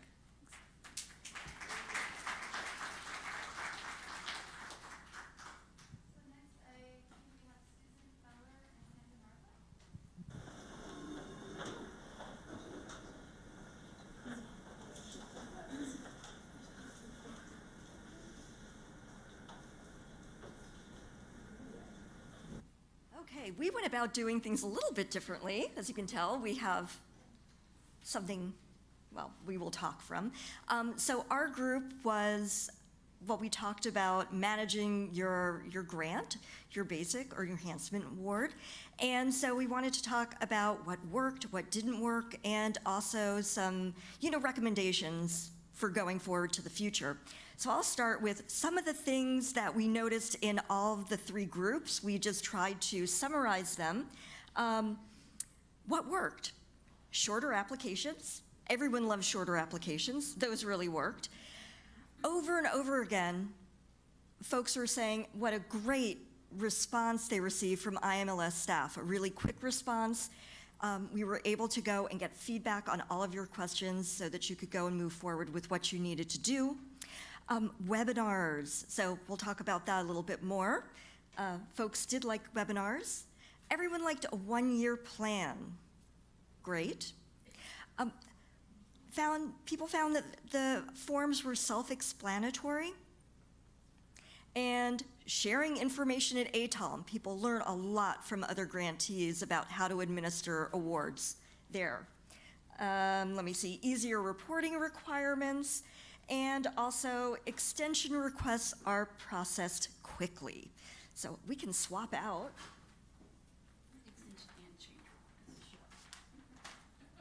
Okay. Do you want to talk? Oh, okay. I thought you'd want a change of, okay. Okay, so we did ask for the good, the bad, the ugly. So since we're here among friends, we asked what didn't work as well. And some of the things in the past, there have been changing deadlines. It's really good to have a stable deadline so that you know what's expected of you at a particular time. Also, there had been changing staff over the past few years. Things have stabilized, and we've heard about how communications have really improved, but for a while there, some things were a little bit rocky with some communication. Also, changing application deadlines. So you can kind of see a theme here that causes confusion. Also, need more advance notice on funding opportunities. So if we could get IMLS could get notice out as soon as possible so that you have enough time to write your application. Folks also prefer for an end date of September 30th on basic so that will go and adhere to different fiscal year structure rather than having an award end like in the middle of a fiscal year. Also, requiring required information on forms that may not be applicable to you as an organization or to the application. Some folks found our webpage a little bit user unfriendly and difficult to find some information on the website. And also, it would be helpful to have a directory of contacts since you don't know who to contact about a particular issue, and that would be very, very helpful. Oh yes, we also had an issue with some email rejections and just kind of having some notices kind of lost out there in email, and really we weren't quite sure where they were with grant award notifications. And also, here it says need multiple notifications on grant opportunities. I'm not exactly sure what that is referring to. That may have been related to the rejection, to the bounce back. Maybe we covered that earlier when we covered more advance notice. Oh, more advance notice, I'm sorry, yes. And then multiple notices.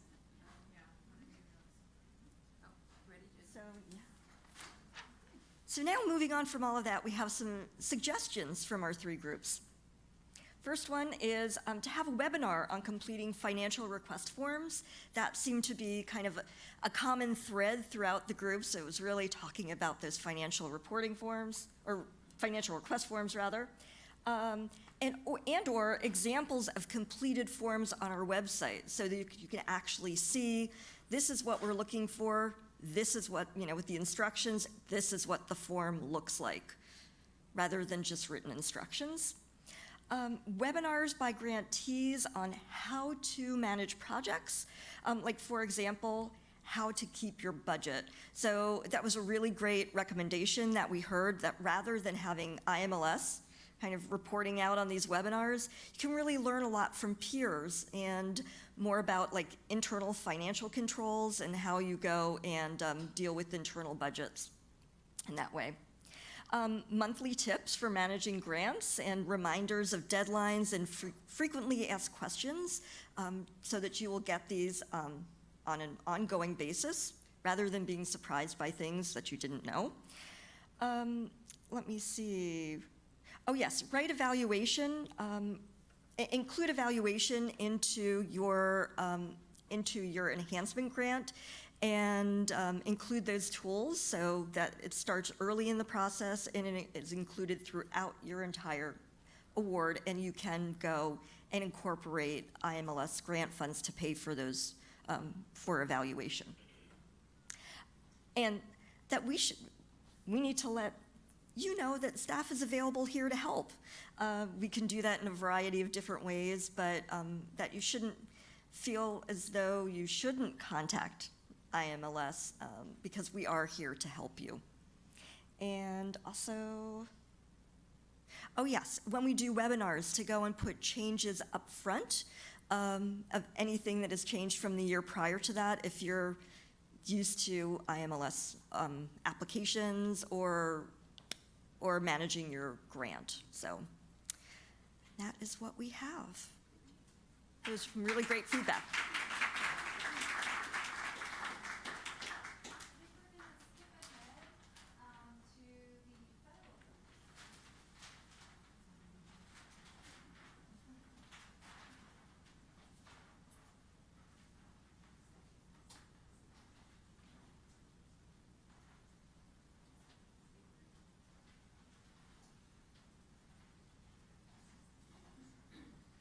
Hello. We had a really great organic discussion this afternoon with the federal attendees of this meeting, and I think a lot of it has already been integrated in what other groups have said, as well as some topics that were covered in the morning. But some of the concerns that we had and what we talked about is really fostering sustainability in the programming that we offer and the things that we fund, as well as providing technical assistance, the big topic of construction that was discussed in the morning, and providing opportunities for our Native grantees that we may not be able to provide directly, but giving resources that can help you. And among those things, we're talking about different formats of offering grant programs. So not just the traditional grant program where we award someone directly, but having maybe a cooperative agreement or a contract or some other model that offers maybe trainings on grant writing or assessments on collections that can provide resources and next steps that are more sustainable for the tribal entity. We also talked about institutional capacity and training programs and how to best offer those that really best supports the grantee.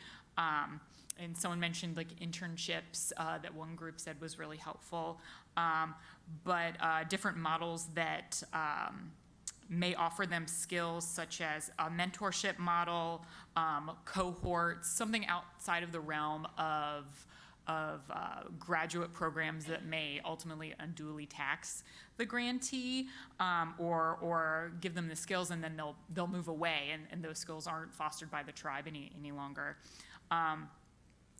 But giving an accessible model And we had a lot of examples that we talked about throughout our conversation, and I'll keep it general, but one example was the Breath of Life Endangered Languages program was a great example from there. Another concern that we talked about this morning that we all agreed upon were shrinking application numbers that IMLS had experienced, that Sandy mentioned. Other federal grant programs are experiencing those. And so we want to do better as federal grant programs of providing outreach to you and being more visible, and also creating continuity from year to year on who to talk to and where to go for information on these different types of programs. One resource that we talked about engaging more with was the TIPOs, who can really get in, who are representatives from each of the states that we can talk to, and they can provide resources to tribes on what they could use.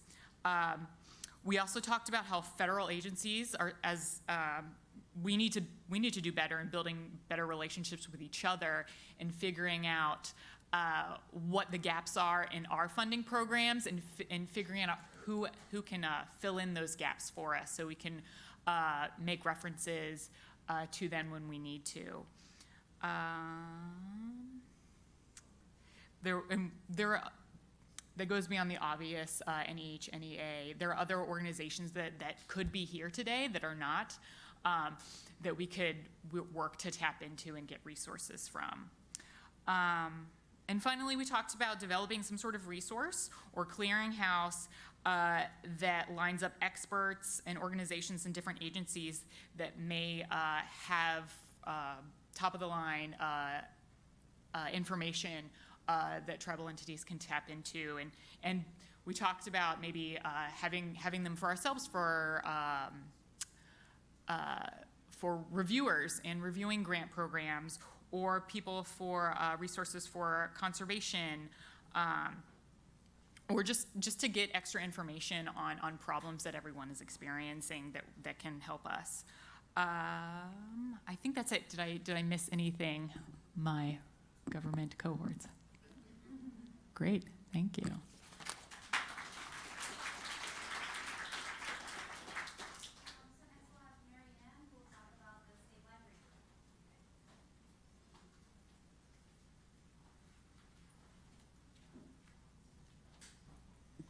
We talked about all sorts of things, and I will give major themes. I should point out first that we had, among the states, we had Alaska, Arizona, California, New Mexico, Minnesota represented, and so one final theme was that we should get more of the voices from the states involved, and one way to do that would be perhaps through a webinar where one webinar could be focused on bringing in all the federal entities just to raise awareness among the state libraries about who else is out there besides IMLS, and what is it that everybody can do, who can fund construction grants, who can fund other types of projects, and so on. Huge value in just coming together, so thank you IMLS and everybody who made this happen. There really is great value in coming together in the same space, face-to-face, and talking about these issues.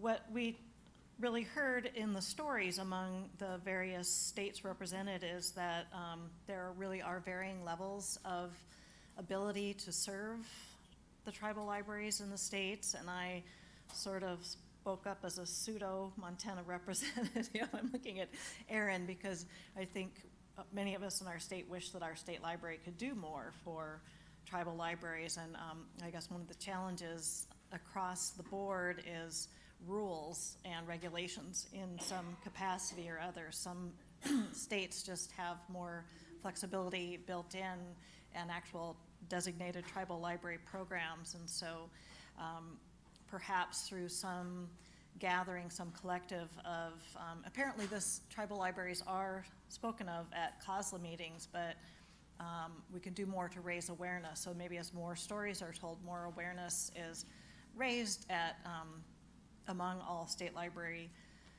gatherings, that maybe it will be the impetus for other state libraries to do more for tribal libraries.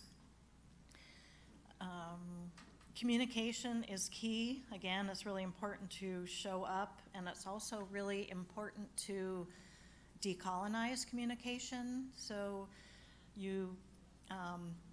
one person was talking about a colleague showing up and expecting to accomplish X, X, X, X, and X in a half hour with no foundation of a relationship. So we have to decolonize relationship building and the communication process. And among challenges is among some of our western states, Dennis and I were joking about, yeah, I'm in Bozeman. If I want to go to Glacier Park, it's like 6 or 7 hour drive. Stop at Aaron's Library along the way. I don't get to Glacier Park or Aaron's Library nearly as often as I get to like Tim's Library 3 hours away, or Yellowstone National Park an hour away. But there can be great value in driving 5 hours to show up for an hour and talk to somebody and their staff in the same room. Another challenge that we heard of in at least a couple of states has, in a couple different capacities, similar to turnover in IMLS, is turnover in state libraries. So as people retire, they're taking with them historical knowledge and historical relationships, long-time relationships. And so there are challenges in reestablishing those, and also trying to figure out the history and projects that have been done.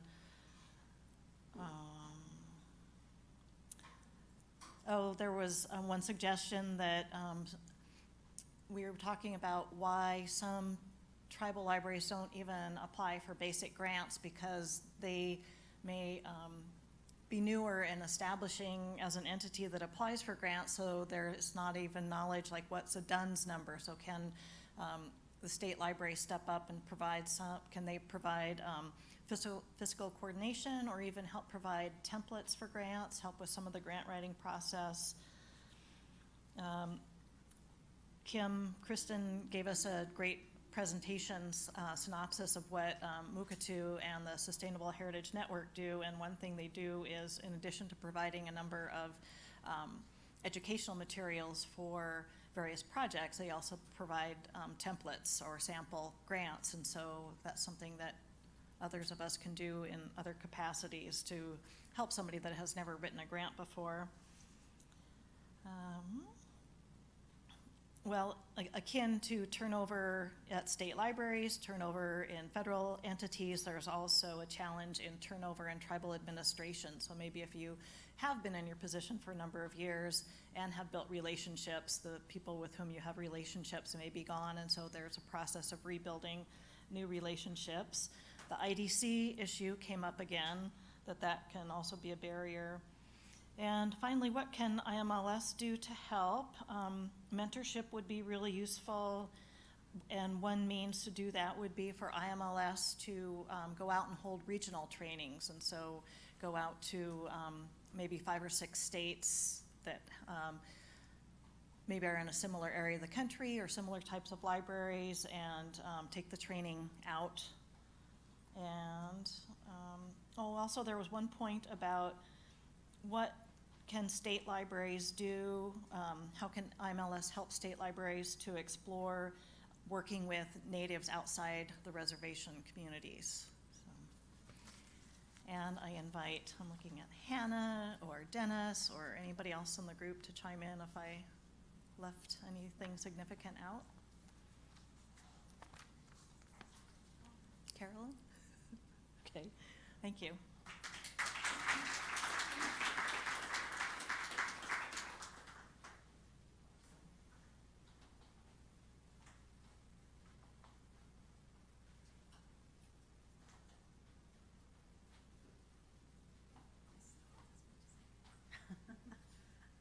So we're the broad impact, local impact, broad impact group. And I mess that title up every single time I introduce the topic to the groups. So we were talking about local impact versus broader impact of grants. And we talked to the groups about current partnerships. So we heard a lot about, like, a lot of informal partnerships are happening. a lot of academic, K-12, a lot of things happening within tribes, maybe like resource sharing, catalog. We talked about a lot of barriers. There's a lot of barriers of doing some of this type of work. Let's see here. So with other tribes, there's lots of barriers, sometimes with cultural issues, cultural protocols, politics. Some people are willing to partner and do collaboration, but just isolation and geography gets in the way. One of the things that we talked about a lot was that there was a lot of people just don't have the time to think more broadly. So there was talk of library camp in one group, just having more time to connect with people face to face or either virtually, either at ATOM or something else. Sometimes ATOM can be expensive for people or not enough time to have really good connections. So we talked about the ATOM, what is it, or the tribal the tribal college librarians, but also there's been meetings at ATOM for the grantees. Yeah, right. So those are times to connect. Let's see what else. There's a lot of barriers. There's a lot of people, not thinking broadly about grants. So either if it's just because of not having enough time and it never really occurring to the people to do some of that thinking. But I think there are people that are doing it. Was examples of like summer reading programs, of people collaborating, working together. Let's see, trying to look at my notes. Maybe you can jump in here. I think one thing that I found really interesting was the idea that broad national impact may not be appropriate for some tribes, and so we should keep that out, kind of open or out of the enhancement grants as a requirement, because there may be pressing needs within the local community, and also just the desire to put your local community first, since the local community has not been put first for so long. That was a big,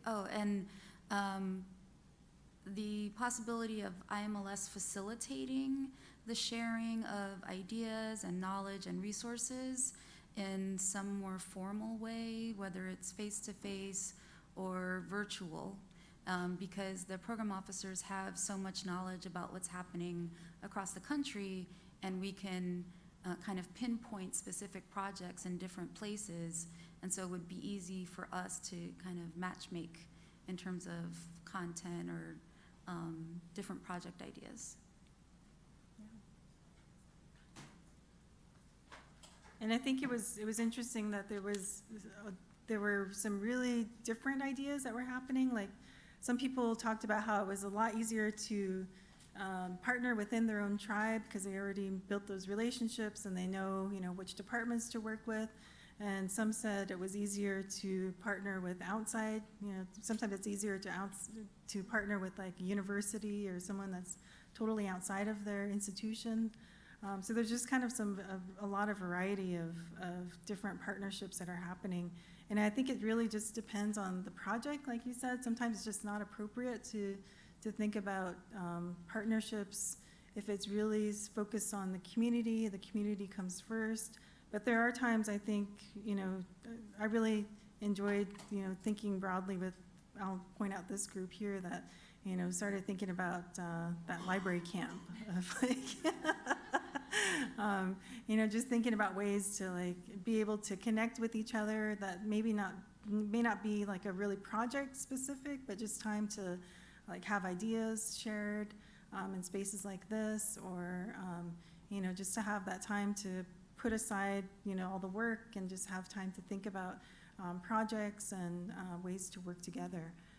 Whether or not the logistics and the everyday work of it can actually happen, that it's nice to, I think, have that time to think. So, I think another big topic that came up was intellectual property, and that might be another possibility for enhancement grants maybe, but it seemed that thinking about cultural protocols around artifacts and how intellectual property issues impact daily work and especially interactions between and across tribes.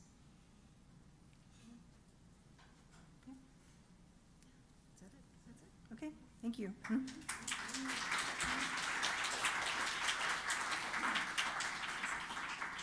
So we are actually a little bit early, which is okay. It's actually time to wrap up. And so I have the privilege of being able to thank everybody for coming today. I'm happy to open up the floor if there are any last comments, any burning questions or issues that didn't get addressed throughout the day. But I'm definitely looking forward to seeing all the notes and working on this report. We will definitely be reaching out to everyone to do some member checking to make sure that we've captured your thoughts and your ideas. And now is a great time. Thank you for reminding me to fill out your evaluation forms. Thank you to Lisa for rushing that through the approval process so we could actually get some good feedback about how today went. And before I forget, I would like to thank again all of our steering committee members who spent several months on phone calls with us and really helping us to shape the agenda for today. I think the breakout sessions, the topics that emerged through discussions between IMLS staff and the steering committee members really were quite successful in terms of allowing us to get your insight and your feedback. I am surprised that webinars are productive. I do many of them, and there may be one person attending. So if you say they're working, we'll keep doing them. But also many thanks to the staff, especially the program specialists, Sarah and Chelsea, to the people in offices outside of OLS who helped us with note-taking and various other tasks that we had to do and the different approvals we had to go through. Thanks to Kelsey for helping make everything happen. And I will open it up and see if anybody has any final thoughts or comments.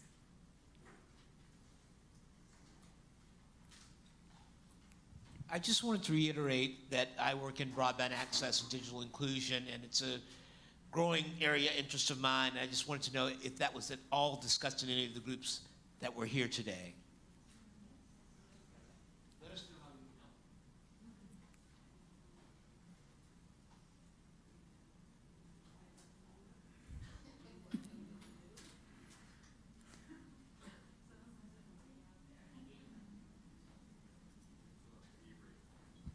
Hi, everyone. I did not think I would take the microphone, but something that came up in a lot of the sessions that I was taking notes for was about communication with IMLS and us, or IMLS and you, and future applicants and past applicants, and there were mixed feelings about the website, but I wanted to just take this opportunity to say that we are available even if you don't know who to call. As long as you reach out and you call someone, you email someone, we will pass those through the organization to ensure that your concerns are addressed.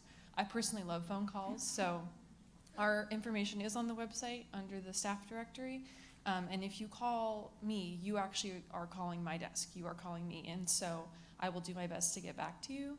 I know that some of the concerns that were brought up in the sessions was the inability to get a hold of someone, and so I just wanted to clearly make myself and our department available if you have any questions at all throughout the application process or the post-award process, that we really are here to help.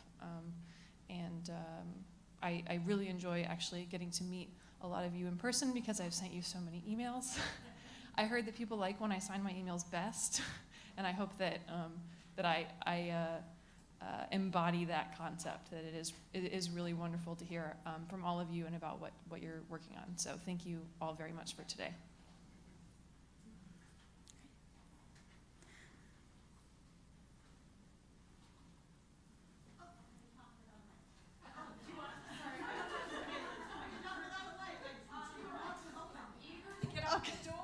Yeah. No, what I guess I want to do is that you folks have built a community today. You know, many of you know each other, but I think we need to continue this in many connections. So pledge everyone to make some effort this year with somebody you've met today. I'm taking somebody to music if he shows up in Austin. That's my pledge. Music sounds good. But the ability to look at each other's work or provide ideas. If you do develop that library camp proposal, I'm on it. You know, I cannot be excluded from the library camp idea. Anyway, I welcome all of you to stay in touch. If you're coming to ALA, please visit. I think I want to nominate Erin Luffer-Boyce to be the next ALA president, who's a Native person. And so let's get her, and then Hannah Buckland's on. Hannah Buckland's on council, so you have representatives here. I get to go to the Has-Beens event starting at 6 o'clock with ALA past presidents. We go to this donor thing, and then I go to a couple other ALA past things. But so we need people to replace the Has-Beens. And so anyway, thank you very much, Miigwech, and please continue, I think, the connections that you built. Thank you.